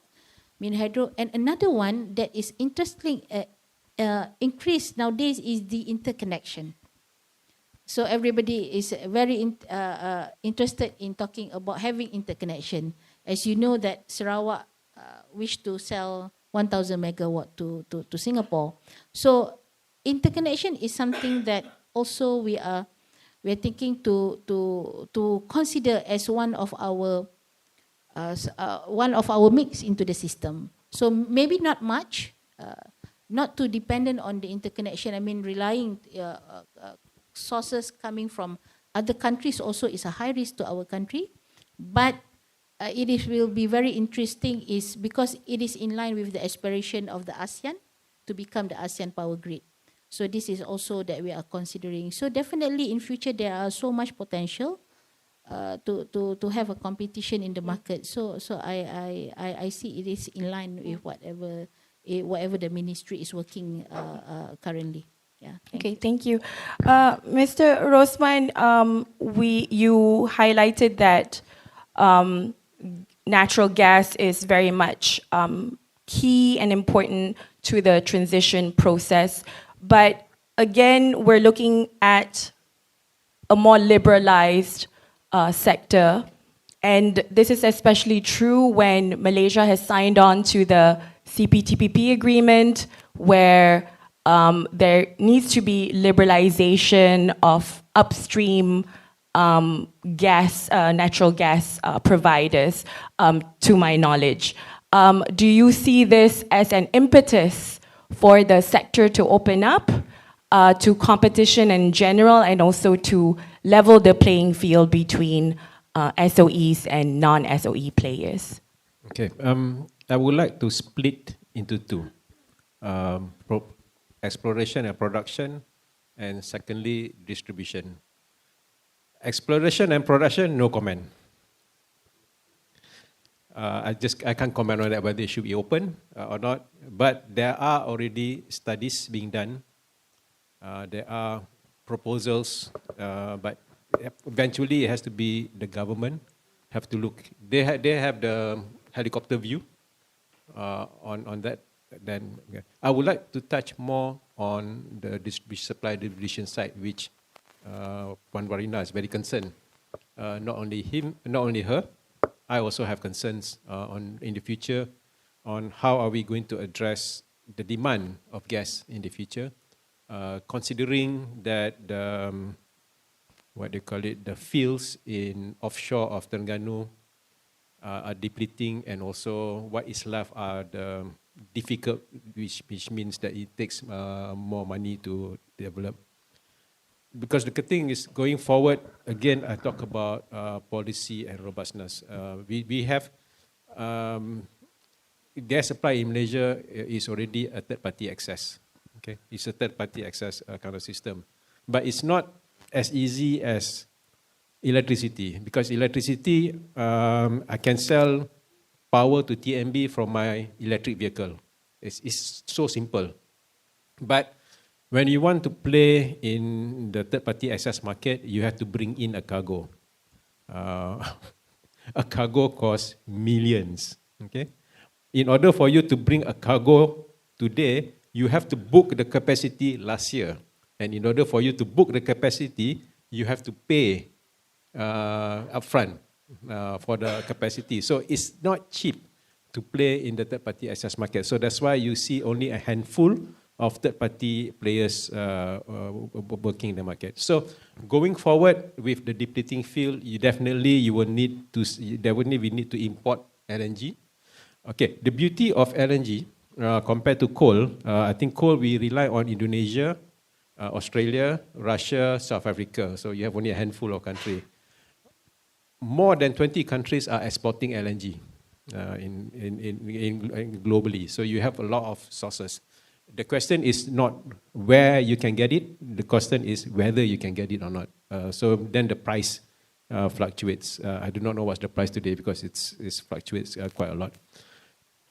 So when you talk about bringing in LNG, then you talk about the two RGT that you have, which is in Pengerang and Sungai Udang, is it sufficient or not? Or do you need to build in new RGT? So if you want to build new RGT, when do you build it? Who should own it?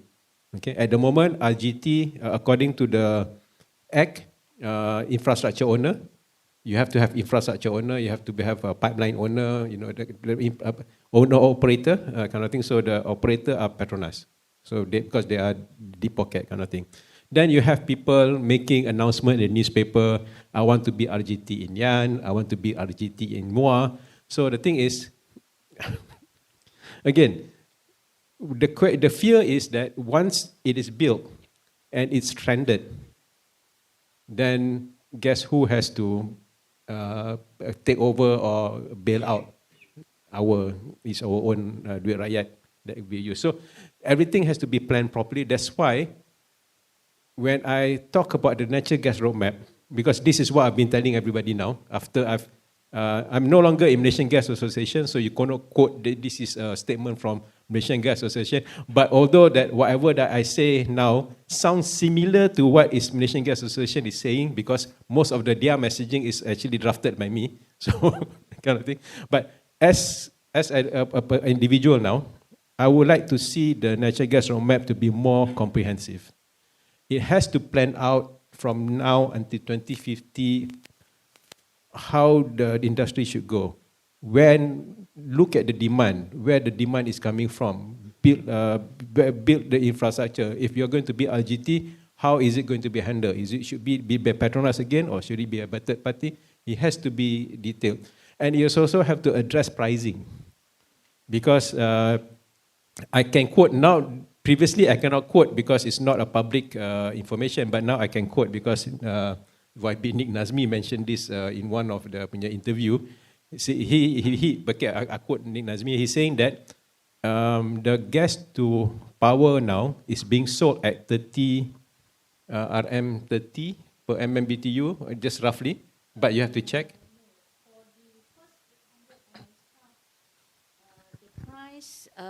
The floor price is 24, the ceiling is 30 ringgit, but that one is only for the first 800 mm scarf.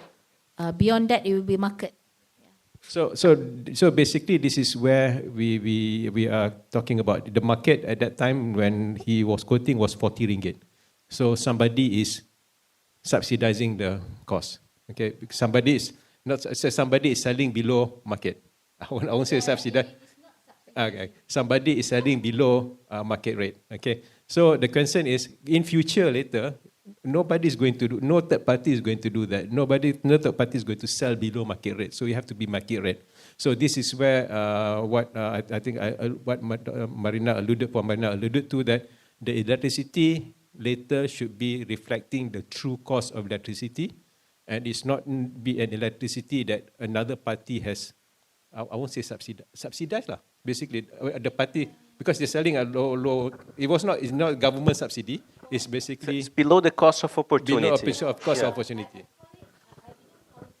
Because when you say subsidized, it means that somebody is paying for you. Somebody else is paying. That is subsidized. But this is not subsidized. This is a negotiated price. Negotiated price between power sector and also the gas sector, which they are not very happy with the power sector, I can tell you frankly.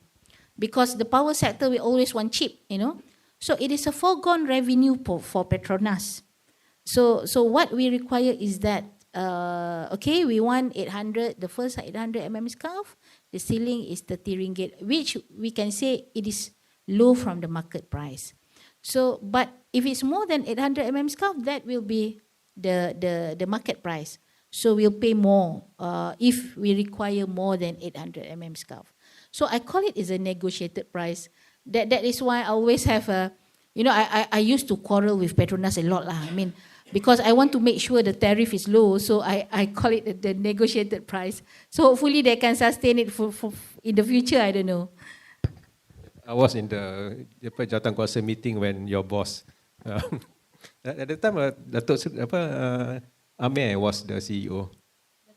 Dr. Hamzah was the CEO of TNB, and I think there was an interesting meeting chaired by Tok Pa. Okay, so the thing is, going forward, it has to be a market price. Otherwise, you will not have third party coming in. Then you have Dr. Renato saying that, the market is not open up, it's being monopolized by certain GLC, that kind of thing. So you need to have market to open up. I would like to touch on two things. One thing is, I hope that the JPET meeting results are published as what the Puan Yeo Bee Yin used to do. But it's never, after that it's never published. Yeah, it never published. So after 2021, it's not published yet. The last one was 2021. Okay, maybe we can take this to the discussion. Okay. But I have one more question for Prof. Madiaya. I have one more things that I need to bring in before we go forward. So the thing is, like I said, it has to be what you call it, it has to reflect the real price. Because last 2-3 weeks ago, I was chairing a session of moderating a session at my guest, where Datuk Razak, chairman of TNB, was there. Tan Sri Wanzo, chairman of Gas Malaysia, was there. And this is one of the things that we discussed. If you don't reflect the real price, you will not get the people to come in. Okay. One point before I got on the export market. Okay. The question is that if Malaysia have very limited resources of renewable energy, okay, should we be exporting that? That's the million-dollar question. Because we have a very limited resource. We cannot meet our RE targets. But if we give opportunity for people to export it out, which makes our neighbor more attractive. One of the thing is that Malaysia now is benefiting from data centers because there is a moratorium in Singapore that you cannot build any more data centers, so Malaysia is benefiting on that. Okay, so if you make our neighbor attractive destination again for data center, so you will lose the. So I'm going to be very provocative here. I know that a lot of you are keen to sell because you make more money by selling to us because we buy cheap. Singapore buy more expensive. But if you have limited resources of solar or whatever technology you have, should you then export it? Because the one that make money will not be the rakyat. Honestly, the one that make money will be the company that is selling to Singapore. I think YB Rafizi and YB Nazmi was saying that if you sell expensive, then you can use the profit to back channel to Malaysia punya development of thing. I would like to see how it's done. Okay, how can by selling to by exporting at higher price, we are benefiting the Malaysia, not the company yang selling that. Malaysia is as a whole benefiting from this high price, because then are they going to pay a premium for utilizing TNB grid? Or are they going to just pay the same amount as other people? So we need to see where the money is coming from in order to reinvest into the RE in Malaysia. Okay, maybe we can open up the floor after my last question to Professor Madya. We talked a bit about the TPA system and the challenges from the academia side. Do you see the TPA system as it is with its challenges? Can it enable more competition in the gas industry, specifically between SOEs versus non-SOE players, as it is?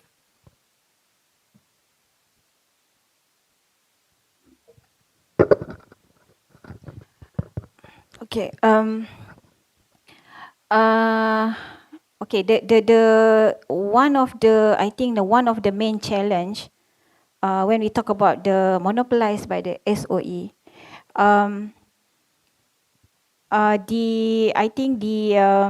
our target for renewable energy actually, because I got some sort of the comment actually from the community, from the SME. They said that the most of the target is especially for solar is for the big company. Okay, so and also the regulation. When we talk about the regulation, like the LSS, they have like 30 megawatt, 50 megawatt. So only a big company can can get the or involved in the bidding process. So that will be one of the issues that they said it should be can be reduced, let's say smaller, so they can involve. So other players, especially the other SMEs and a small company can involve for the renewable energy project, especially solar. And also one another challenge is the because we have a different state, because most of the solar is by the they put located in the state, right? So sometimes the process is too long. So the state said sometimes they are not really interested because they are not getting any benefit, incentive, because it's like they just ran the land, for the company, the big company. So the one that we proposed last time is like they can get some what we call it, it's not tax for the solar company, so that they can have more interest to make it more faster, because they get some return for the, yeah, and also for the hydro. So that's the same, not only for solar or for the all renewable energy.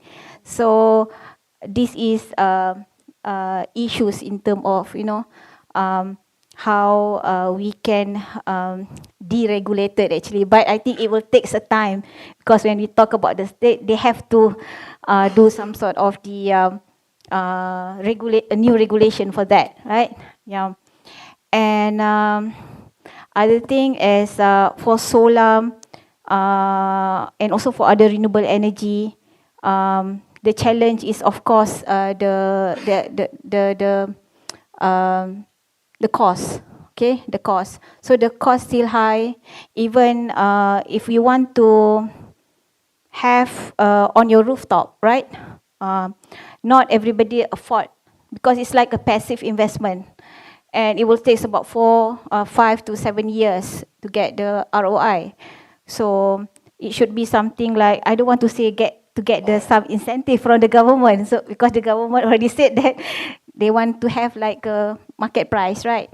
But like the other company, solar company, and also the solar farm, maybe they got some incentive, like the tax exemption, whatever, right? But for the ours, like household, we don't get that incentive. So how we want to invest for, even though it's very small, just on the rooftop? So what, we don't get anything, So it's supposed to be have something that it can also not only be 40, T20, M40, but everybody can get something, like we can have an interest to install our solar PV.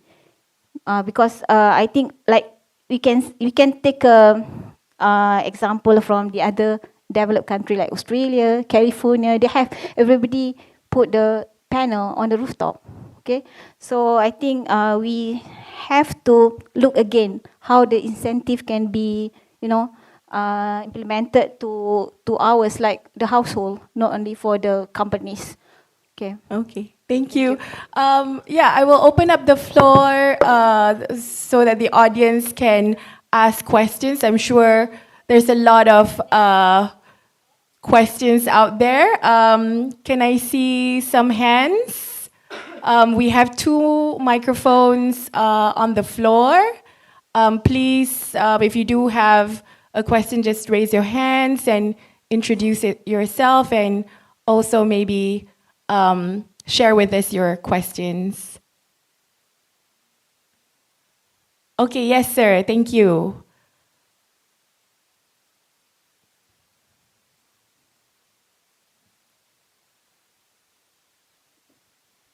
The floor is yours, sir. Can you introduce yourself, please? Thank you very much. M.H. Choi from Malaysia first. I'm not an energy expert, but I'm looking at the title of today's research and publication and the panel, we are talking about competitiveness. But we are talking about competitiveness in a situation where there's big investment involved, big profit, few players, and negotiated price. Wow, I'm frightened because as a layman, and I haven't heard this word the whole morning, only one word, transparency. So how does transparency fit into a situation like this? Thank you. Thank you so much for that very important question. I'm going to open that for all of the panelists here. Maybe Renato, where does transparency fit into the opening of the sector? Thank you so much for highlighting that. So that is something that we also add in the paper. And that's, it connects with other issues such as abolishing direct negotiation of power plants. And when you add more market-driven mechanisms, such as the ability of willing buyer, willing sellers to come together and do their own deal, then you end up with transparent pricing. Transparency is essential, and reduction of information asymmetry is essential to actually have functioning markets. Indefinitely, you could not have a competitive environment without it. So in part of this work, it documents how concentrated the market is. It provides an overview of how the energy industry is changing worldwide, how it has not yet changed its regulatory framework in Malaysia, but it will need to in order to actually bring the scale of investments necessary to reach environmental commitments. So transparency is a key principle in order for that to work, in order for that to have functioning markets. And that would be, for example, so in the discussion about targets, aspirational target, it doesn't commit. When you have a commitment with specific penalties, then you make much more of a transparent your choices, the cost of not doing something. And that would drive utility companies to actually go and procure it. And that would create a different market in terms of which kind of projects are you procuring, when that energy is going to come online, at what cost per megawatt hour. So I completely concur with the participant that today's market has certain characteristics that they need to be very different in order to have a vibrant, competitive, transparent, and growing and decarbonized sector that would be very beneficial to Malaysia. Thank you, Renato. Professor Madhya, would you like to answer that question on transparency? I think maybe about transparency. For Marina. Yeah, everyone can answer this question. I think it's a very important question. Okay. When we move towards market, definitely the transparency will come in. For you to become market, you need to be transparent. So meaning that, let's say for example, if you want to have a TPA, you should know what are the charges. What are the charges? How much are the charges? They need to be published.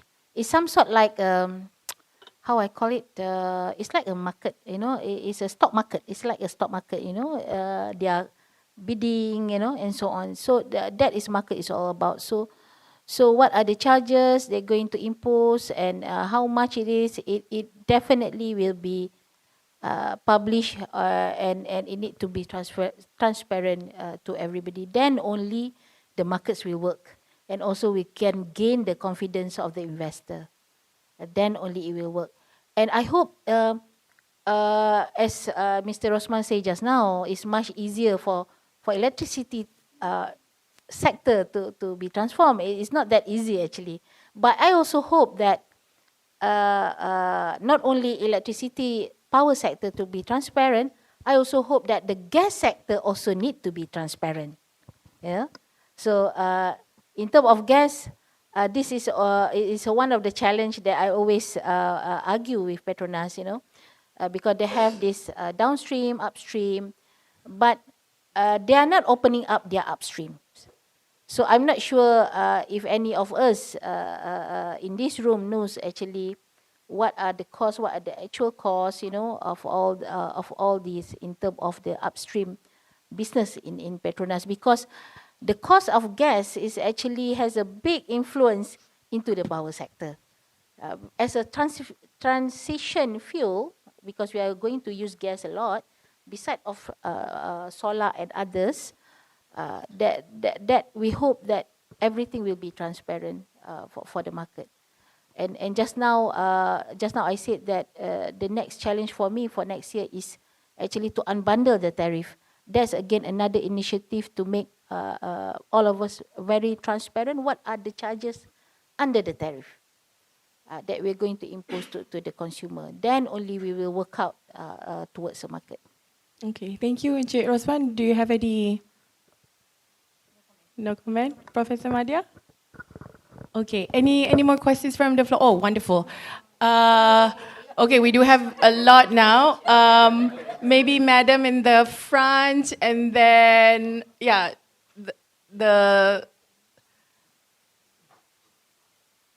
yes. And after that, two from the table over there. Yeah, the second table. And then another one from the first table here. Assalamualaikum. Hello. I'm Rosaini from Lestari, an NGO. Well, there's a host of things to comment and ask here. However, I'll try to be very quick.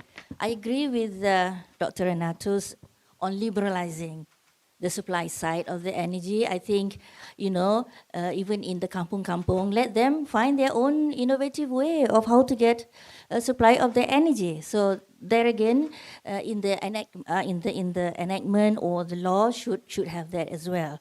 And coming to that,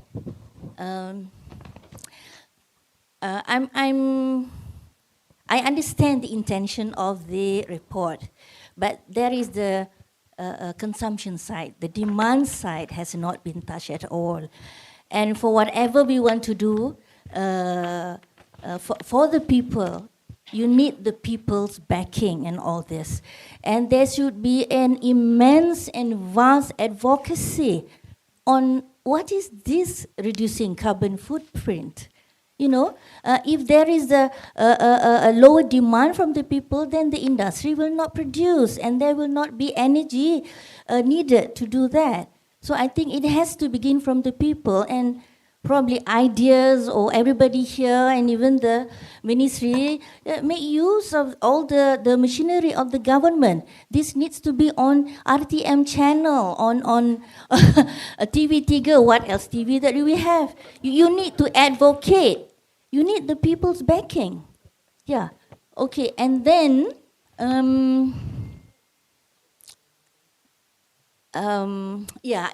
remember an incident many decades ago, and at that time, Datuk Sri Anwar Ibrahim was the TPM.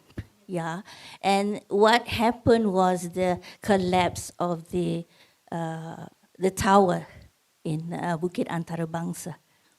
Now, I was told by a very important official at that time, he said, usually for this kind of thing, they will give reports in 5 or 6 months. But then Datuk Sri Anwar as the TPM leading the investigation says, I want this report within 3 days. So, you know what I'm getting at. We have all the expertise, the machinery, and the think tanks. So we hope this thing can be speeded up. We don't have time. We have all these floods and heat and everything else. We're going to die if we are not going to do anything about this. So it's just you need to speed up whatever it is. We talk more about solutions, how to mengatasi masalah-masalah rather than talk about them dan menjadi sebahagian dari masalah itu. We have to avoid that. I have a lot more, but thank you so much. Thank you. I'm just going to collect more questions from the second table. Yes, sir? So now, I'm Aminur Rasif, I'm from one of the utilities. So we're talking today on the competitive framework of regulation. So I skimmed through your report. So I didn't see anything talking about the current competition law in Malaysia. How does MyCC come into picture? How does the competition law 2010? Because we know one thing for sure is that the problem in Malaysia right now, there's no electricity guideline on competition law in place at the regulator side. But we do have one on gas sector. Because of what? Of the TPA introduction, they amend the Gas Supply Act, then they introduce the guideline to govern the competition. For the electricity right now, we don't have the guideline. People are running like headless chicken, not knowing what is the guideline that's supposed to be followed in terms of competition law. So that's the biggest issue because we know that ICC is now doing the amendments to incorporate the merger control into the competition law 2010. So the moment that's in, the whole reform of Malaysian competition law would change. We know that for MCMC and the CMA, they already have the merger control, where anything about merger, they need to submit to the regulator. So that's the irony of what competition law is all about. It is not a law per se. It is more like an economic kind of thing. So this is the bigger problem on talking about you want to make it more competitive neutrality, but that's the industry itself. It's a type of industry where competition element could be incorporated into. Like electricity, you have three major components. You have the generation, the transmission, the retail. The generation is already being opened up. So there's already a competition element regulating it at that moment. So now you have the retail sector, possible to be opened up. And then you have the transmission. There's a big question whether it is something you can open up for a competition. Because by the end of the question, what Marina said, we are trying to balance up the energy trilemma. So the question is, the moment you introduce competitive neutrality into the messy industry, would it somehow shake up the trilemma, or is it going to create another trilemma within the trilemma itself? Because as what Marina said, you won't be expecting a cheaper tariff. That goes back to affordability, the problem of trilemma. When Mr. Razman said we're talking about, you cannot just gear up straight away for RE, knowing that you don't have backup in your backyard. Then this goes back to the issue of security. So is it something reasonable to introduce competitive neutrality in an industry which is a very delicate? It is not, we're not, like when you talk about commodity, rice is a commodity. You can regulate production of rice. But when you talk about electricity, and what the Minister said just now, it is something we're talking about big project, big profit, negotiation. You were talking about something that is very robust. So the question then goes, how is it feasible or how is it reasonable to regulate something so delicate, something so important, just for the sake of being there, being when you talk about, it's a competitive, it's an open market, it's so sexy, something is very good. But when it goes back to the customer, everybody is paying electricity. Everybody wants to cheap things, want to cheap electricity. Even the minister themselves, if they pay electricity, they want a cheaper electricity. So the good question goes back is that, how is it nice to have it? Is it just for having it on the table to make it more sexy or something like that? So how logical for us to adopt into the current sector? Thank you. I'm tempted to answer that question because it's not a matter of sexiness, it's a matter of need, right? But you do make a very good point on the Competition Act and how MyCC's jurisdiction is exempted from the, so we'll talk about that. Um, Can I ask a quick yes. question? Okay. One question, and then the other one, the second table and the first table. Yeah. Go ahead, sir. So my name is Sean. I'm from Growth Charger. So we work very closely with a lot of funding agencies in Malaysia to accelerate tech startups, such as like Crader, Teraju, Cyberview, and etc. So my question is, we have like came across like a lot of like startups, like biomass energy, but also weeks ago I was like in Taiwan. That's like technology that can enhance the efficiency of like hydrogen energy, hydro energy that wants to come into Malaysia. So I think my question is quite straightforward. Like, how does tech startups that are coming fit in the big picture, and what we can do from there? Thank you so much. Okay, the gentleman from the second. Yes, sir. The floor is yours. Tech startups. My name is Lal Chan, Lal for short. I'm a retired TNB engineer and have been dealing with Rosman and others for many years. Now, I'd just like to get a bit of historical foundation. About half a century ago, I debated with UK consultants when they came here on some energy projects where they said that the government should get out of business. And my point was, at that time, the Malaysian government had to get into business because private sector would not have developed industries or commerce fast enough to benefit the nation as a whole and the community. Now, subsequently, I had hoped that the government will start withdrawing from its investments, but instead it started taking over. And I think if you look at it today, the GLCs and GILCs control probably 80% of the commercial and industrial enterprises in this country. With that kind of situation, it is virtually impossible to get level field competition because of the clout that the big powers have, where they can support and in fact absorb losses for several years before they come to realistic profits. Now, going on in terms of energy, I'd like to make some comments. I seek your indulgence. We have the situation of our politicians making statements that we are committed to reducing our carbon intensity by 45% by 2030. To me, that is real Trump-like BS, because an academic science paper in 2015 reported that by 2015, Malaysia had already achieved 33% intensity reductions. Now, last year I gave a talk at IEM where I showed extracts from other people's presentations, which says that while our intensity has reduced to nearly 40%, the actual per capita emissions have increased.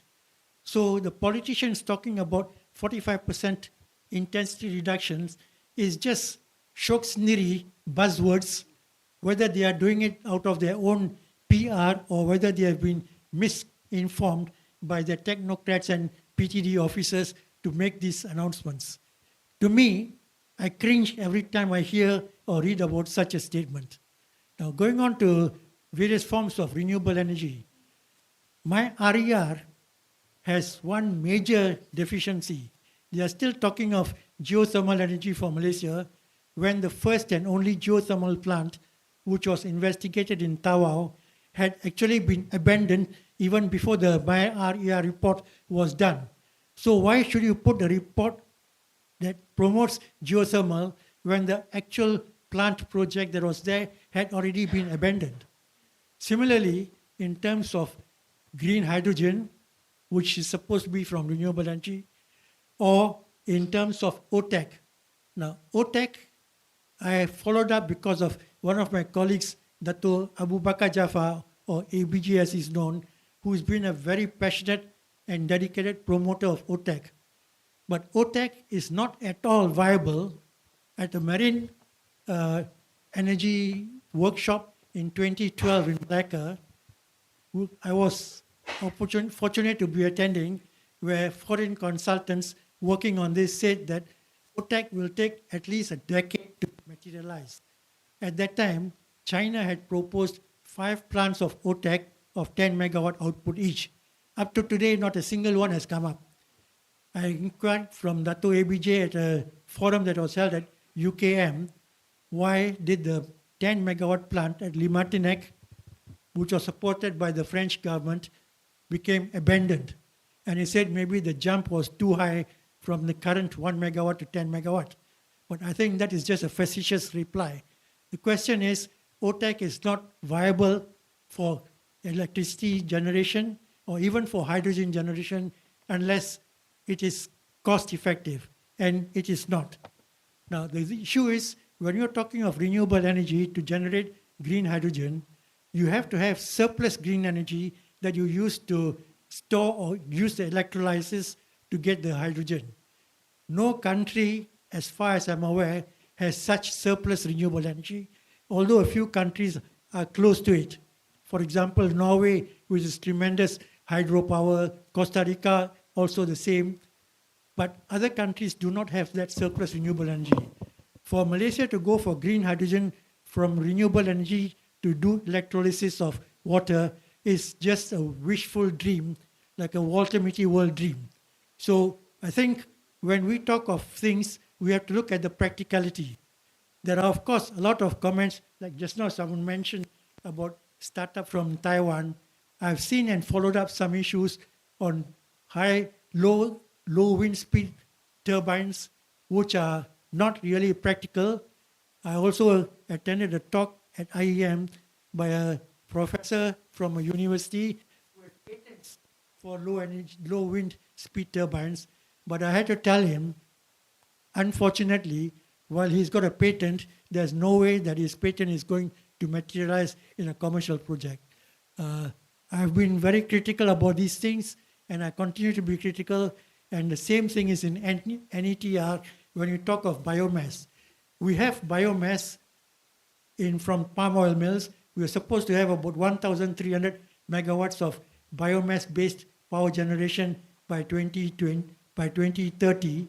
But up to now, even CEDA's promotion of renewable energy has failed to materialize even 50% of their projected estimates of what can be achieved. We need to look at things from practical perspectives, not just theory or some buzzwords or for political PR. Thank you. Thank you, sir. One last question from the gentleman in the first table, and then we'll let the panelists answer the questions. Yeah, I understand there have been a lot of questions. But I just want to refocus back to competitive neutrality, because I think this is what the theme of the discussion is. And we are saying that, competitive neutrality will unlock investments, the energy transition, proactiveness, and, it'll increase growth, right? But I personally think that I'm not convinced. We've had examples of governments crowding out the different sectors. But I'd like to echo what the previous gentleman said, because I think energy is a very delicate industry, and there are alternative ways of engaging the private sector. I don't think you have to fully liberalize. As we've seen, we've already liberalized part of it, right? But in the NETR, we have the catalytic projects. That is a good way of raising funds, right? All you do is you provide a sort of you provide the credit, or you provide the guarantee. It is alternative mechanisms that bring private and public partners together.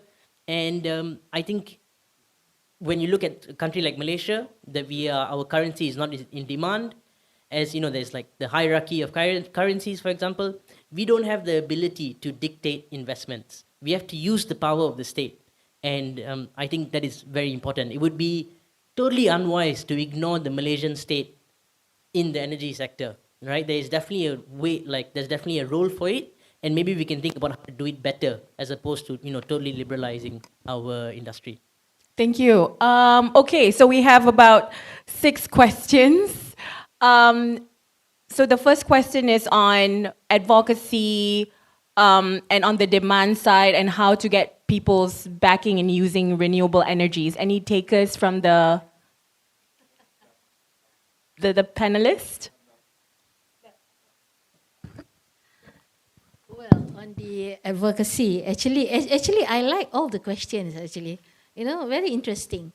Advocacy, actually, we just recently set up, there's a committee called MELT, Malaysia Energy Literacy Program, MELT. So for the beginning that we have all the corporate comms in that committee. So because we just recently set up this MELT, and we are thinking to extend the participation also coming from the outsiders, meaning coming from the maybe NGOs, maybe universities or industry or individuals, individuals that is familiar with me. But this MELT is actually I think it was launched by YB Nick Nazmi somewhere, I think in March or early. But this year it is in 2023. But I can't. Yeah, it's part of a literacy program on energy. So this committee being tasked to actually to educate the public towards the electricity reform. So they just recently started their task. So I hope for next year there will be more programs and more articles, more engagement with the media, the social media, and also with all the televisions, that will talk about energy, and also the not only, it is not focusing on promotion, it is more on literacy for you to educate the people, to educate for the people to understand, so they have the readiness if the government decide to liberalize the industry. Can I also answer the question coming from our on the our competition, friend, on the Competition On Act? the competition, I'm not sure about this Competition Act, the MyCC, because I made to understand the electricity industry is not in the MyCC. Yeah, It's exempted. So I'm not so sure why of the Competition Act, but I totally agree with our friend over there, and also with our sir, very senior industry player. When we were doing policy, is actually, it is all guidance by the energy trilemma. We are trying our very best to meet the triangle.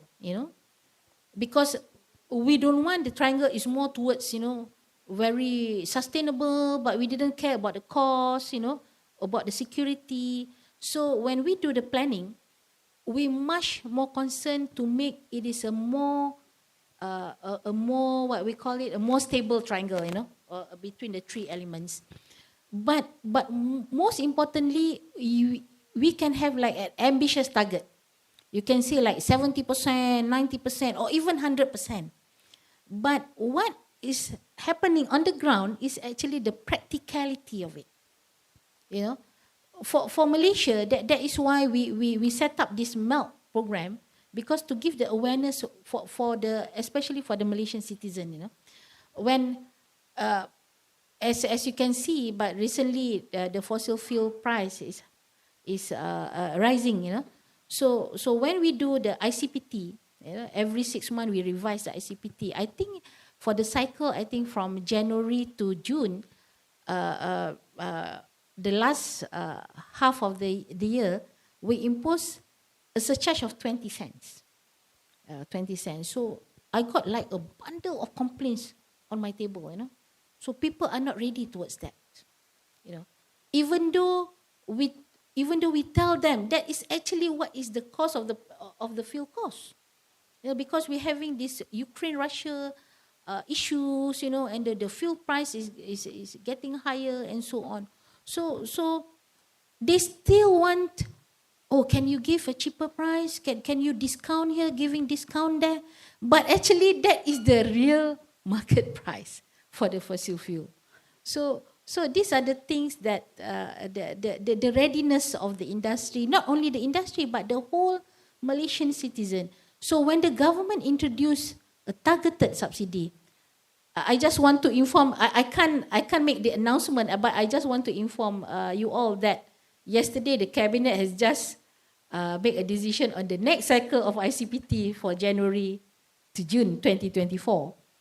So the government, okay, you need to have a very targeted subsidy, giving only to those who need the help from the government. So we are quite afraid actually. In reality, we are quite afraid when we want to move into the market, because there is no market in this world that is cheap, So the readiness must be there. And then in terms of the practicality, I can understand, like the sir just now say, that 80% of the market share is dominated by the GLCs, by the government-linked company. But I also want to share one recent problem that we are facing recently with Sabah. As maybe some of us in this room is a Sabahan, I'm not so sure. But you're Sabahan, good sir. Because recently we are facing problem of the load shedding in Sabah. This catuan bekalan lah in Sabah, because the generation is not enough. Because there are some of the power plant, like the hydro of the Tenung Pangi, they have like tanah runtuh, landslide. So we need to close the Tenung Pangi. So the generation is not enough, and there's a delay in commissioning the solar power, the solar project. So there's not enough of generation in Sabah recently. So the Sabah electricity, Sdn Berhad, the SSB, the utility, they go for the load shedding schedule. So they make a schedule. They inform the consumers upfront, say they're going to, okay, from this time to this time, like 2 hours, you're not going to have electricity. But what the lesson that we learn is that Sabah electricity does not have a majority. I not to say that has not, but it's like a 50-50 or 40% like that of the market share of generation in Sabah.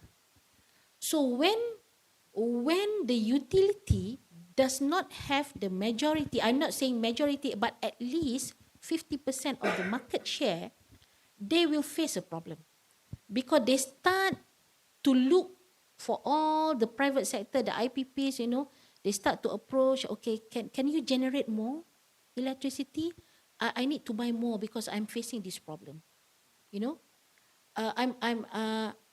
then he goes again to another player. Can you generate more, please? Generate more, because we are not enough of generation. So when that incident happened, we can see that there's a risk to that.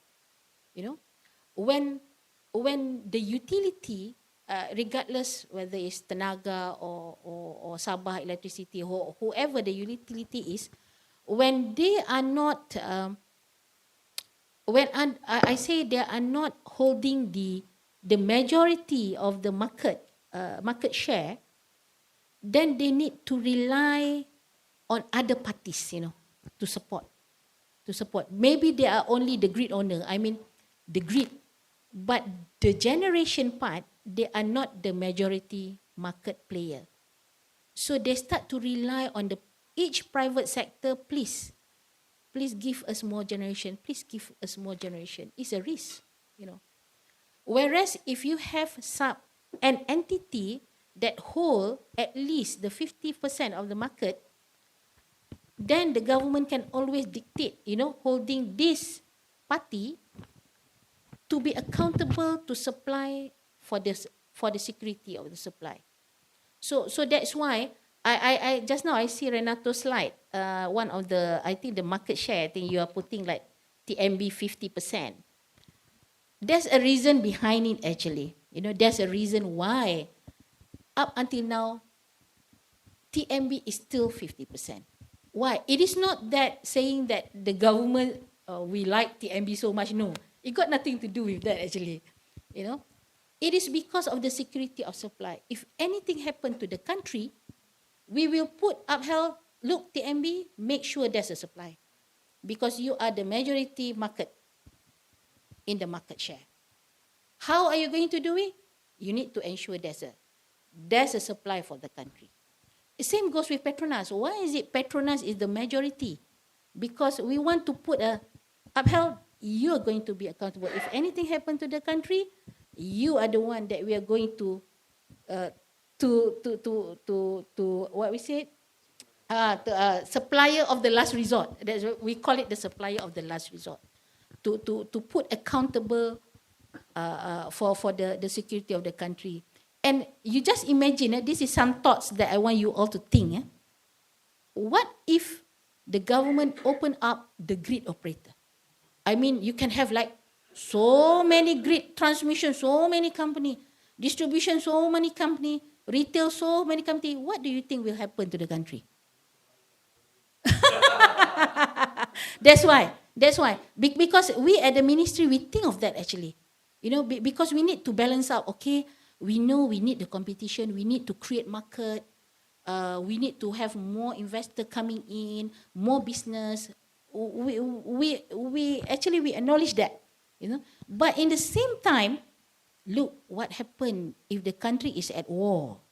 What happened if let's say one day Singapore doesn't want to help. Okay, I'm not going to supply any because we also is not enough.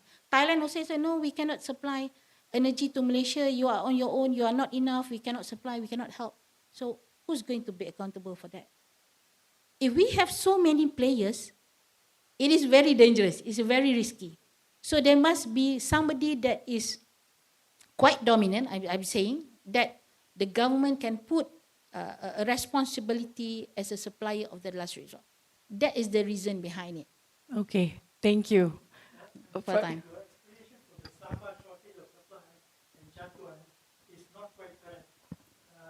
Why? May I comment on that? Can.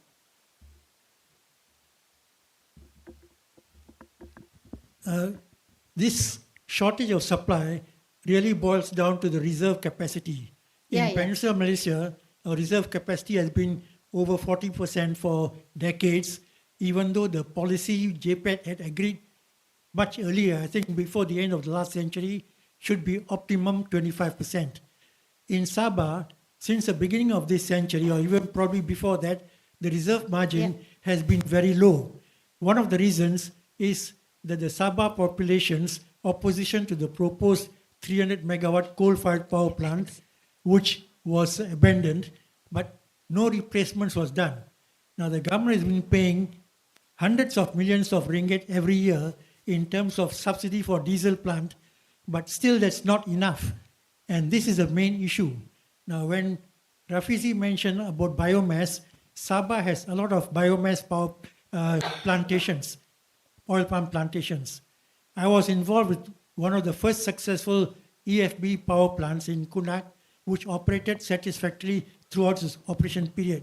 But subsequent plantations have not gone into this because the tariff given to them was lower than what was offered to the Kunak plant in 2004.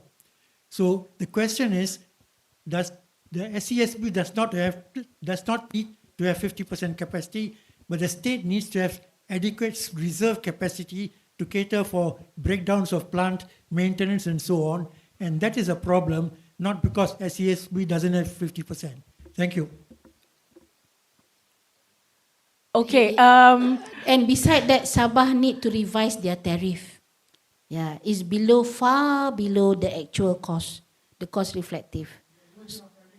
Yeah, the more they generate, the more losses that they make, actually. So I told Sabah many times, actually, if they accept the 300 megawatt those days for the coal power plant, it is settled already. But now they don't have enough generation. That is the problem, actually. But the shutdown of several power plants like Tenung Pangi and others currently, that create a more critical situation in Sabah. Okay. I like where this conversation is going, but maybe we can take this off stage. But I need one of the panelists to answer a very, very important question that was brought by the last audience on competitive neutrality. Do we really have to fully liberalize the energy sector? So maybe Renato and Rosman can also answer those questions.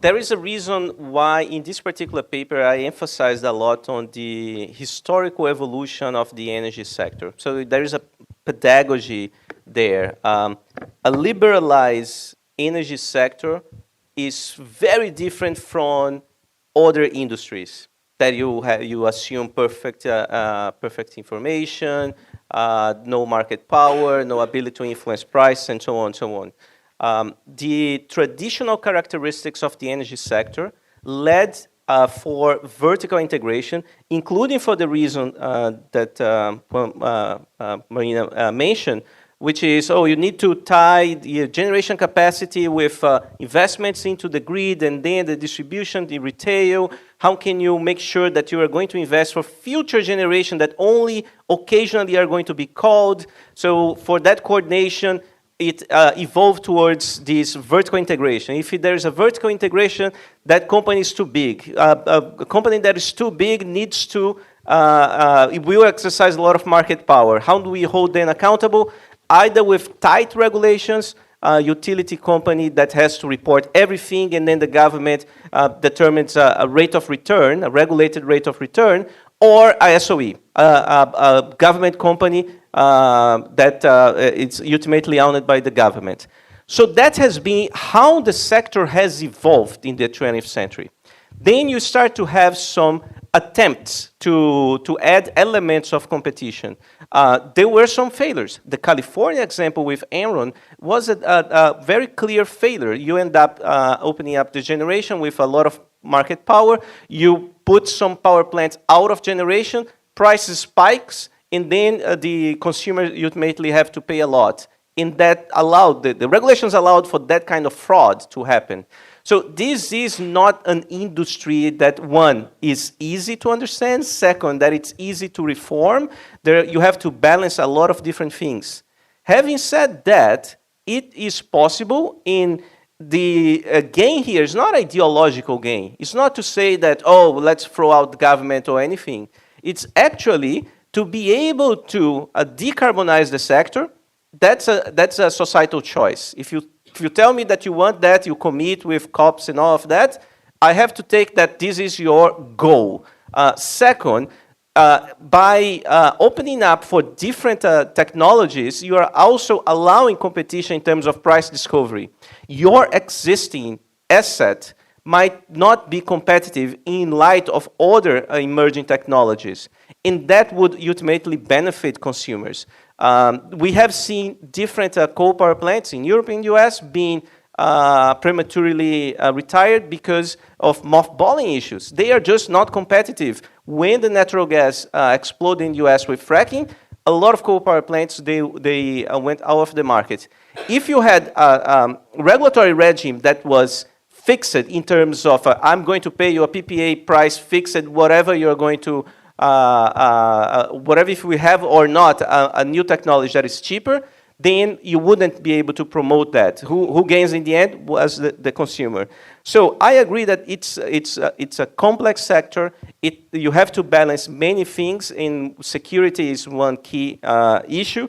And you can approach that not from an ideological standpoint, but really from the standpoint of unlocking investments, decarbonizing, promoting more competition in the sector, which will generate jobs, will bring the real energy prices to what they are, rather than create a misallocation of investments towards energy intensive sectors that are actually not adding value to the economy, and so on. So I think the report, more than skimming it, there is a whole theory behind it, and some of the citations, which I think it's will be interesting to engage with that. So looking forward to staying in touch, actually. We agreed that there was this limitation of the Competition Act that doesn't include the energy. It makes sense under this because it's a heavily centralized in long-term contracts, but it doesn't have to be this way. And I also will say that it doesn't have to be the way that one utilities company has to own half of the generation to be effective, because you have capacity markets. You can pay for a capacity and you can pay for generation, and you design it in a way that all players can be accountable. And ultimately, you have the management by an aggregator, the grid operator with a single buyer, and so on. So there are multitude of regulatory possibilities but they have to be carefully assessed. It is a complex, very complex market. Thank you, Renato. Mr. Rosman, any input for that question? Yeah, I agree on the complexity. That's why you have to keep it simple from the start. Basically, in the electricity market, you cannot open up entirely tomorrow. It has to be gradually. And also, it has to bring it up to your price to electricity now. You have to bring up to the market price before you can actually get people to enter. One of the things that was done when electricity market was opening up was to raise the price of gas from 16 ringgit. Gradually, it increased up to 20 something when it was market price. But that's the thing you have to. In 2010, when I promoted third-party access for electricity, is not to be a retail third-party access, not like what Singapore is doing, third-party access. It's actually a limited third-party access. So, for example, at that time, in 2010 to 2012, Google was interested to build the data center in Malaysia, but they want to have renewable energy.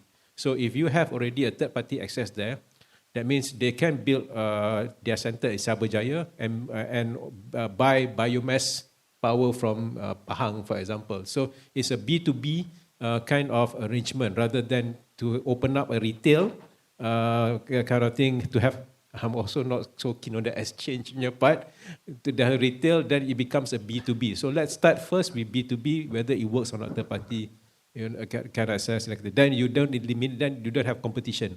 There's no question because Google can come in, okay, who can supply me, who can give me power? You hydro, I take 5 megawatt from you. Okay, you biomass in Bentong, I take 5 megawatt from you. So I collect that, I have an agreement with you, then you can supply through the grid. Not the virtual agreement that we have now, because with the virtual agreement, the price that you pay for the RE will be always more expensive because you have to pay a premium. But if I go direct, then I just pay the tolling fee of distribution, whatever to TNB, then it can work. But one interesting part throughout the conversation is that whenever a question comes out, comment, I see my fingers in everywhere. When you talk about the gas anti-competition, I was actually the first panel of the tribunal when it was kicked off. Then you talk about Sabah coal-fired power plant. Actually, I managed to sell flue gas cleaning equipment to the Chinese EPC contractor. We actually signed all the, already the letter of intent kind of thing, but it was cancelled. And interestingly enough, the guy who are actually leading the protest in Sabah is actually a Semenanjung guy who later became an MP. And then later he was removed. He was not. I think the last election he was not a candidate. Then he was upset. Then he went on independent. That kind of thing. So that kind of thing. And then the other thing that was involved is I'm also the steering committee for hydrogen roadmap. So kind of thing. But I have a question when you talk about this. Any of you here are not happy with TNB supplying you with electricity? Is there anybody here who is not happy? I want to change. I don't want happy. Because if you look at all the domestic consumer, I don't think any of the domestic consumer are not happy with TNB. The one that is not happy is probably the, not the T20, the industrial, commercial, industrial, who think they can get it cheaper, who think they can get it cheaper somewhere else. But for us, we are happy with TNB. When was the last time that you experienced a blackout? Can't remember, right? So I was without electricity for 2 days when a power station that is within Mid Valley Mega Mall exploded. Okay. Then KL Central was without power for 2 days. My condo there. But even though it's supplied by Malakoff, but the generation is actually by TNB. Yeah. But apart from that, I think we are quite happy with that. So when we talk about third-party access for electricity, the concern is also that if you open up all the retail, the concern is that who are going to supply to the unattractive customer? in rural kind of thing. Who's going to supply to that? Because if I'm a third-party player, I will target all the urban area, that kind of thing. Who will supply to that? So third-party access, yes, but please, you have to really look into it. Maybe B2B, third-party access is is more practical rather than that exchange. Okay, on that note, I think I will end the discussion here. I'm sure that the discussion will continue off stage. Thank you so much to the audience for your fiery questions and your passion. Thank you so much to Renato for collaborating with us at Ideas on forming the paper. Thank you so much to the panel discussants. I would like to thank the ANE unit, the Advocacy and Events team at Ideas for their unrelentless support. PS team, thank you. Finance, and also the internal, external reviewers, and of course, our experts for the focus group discussions. Thank you so much, ladies and gentlemen. And I look forward to seeing you again in the next round of our events. Thank you and have a wonderful year end. Goodbye. Okay. Thank you to our panelists and our moderator for the insights and engaging discussion. Please remain on stage for a photo session.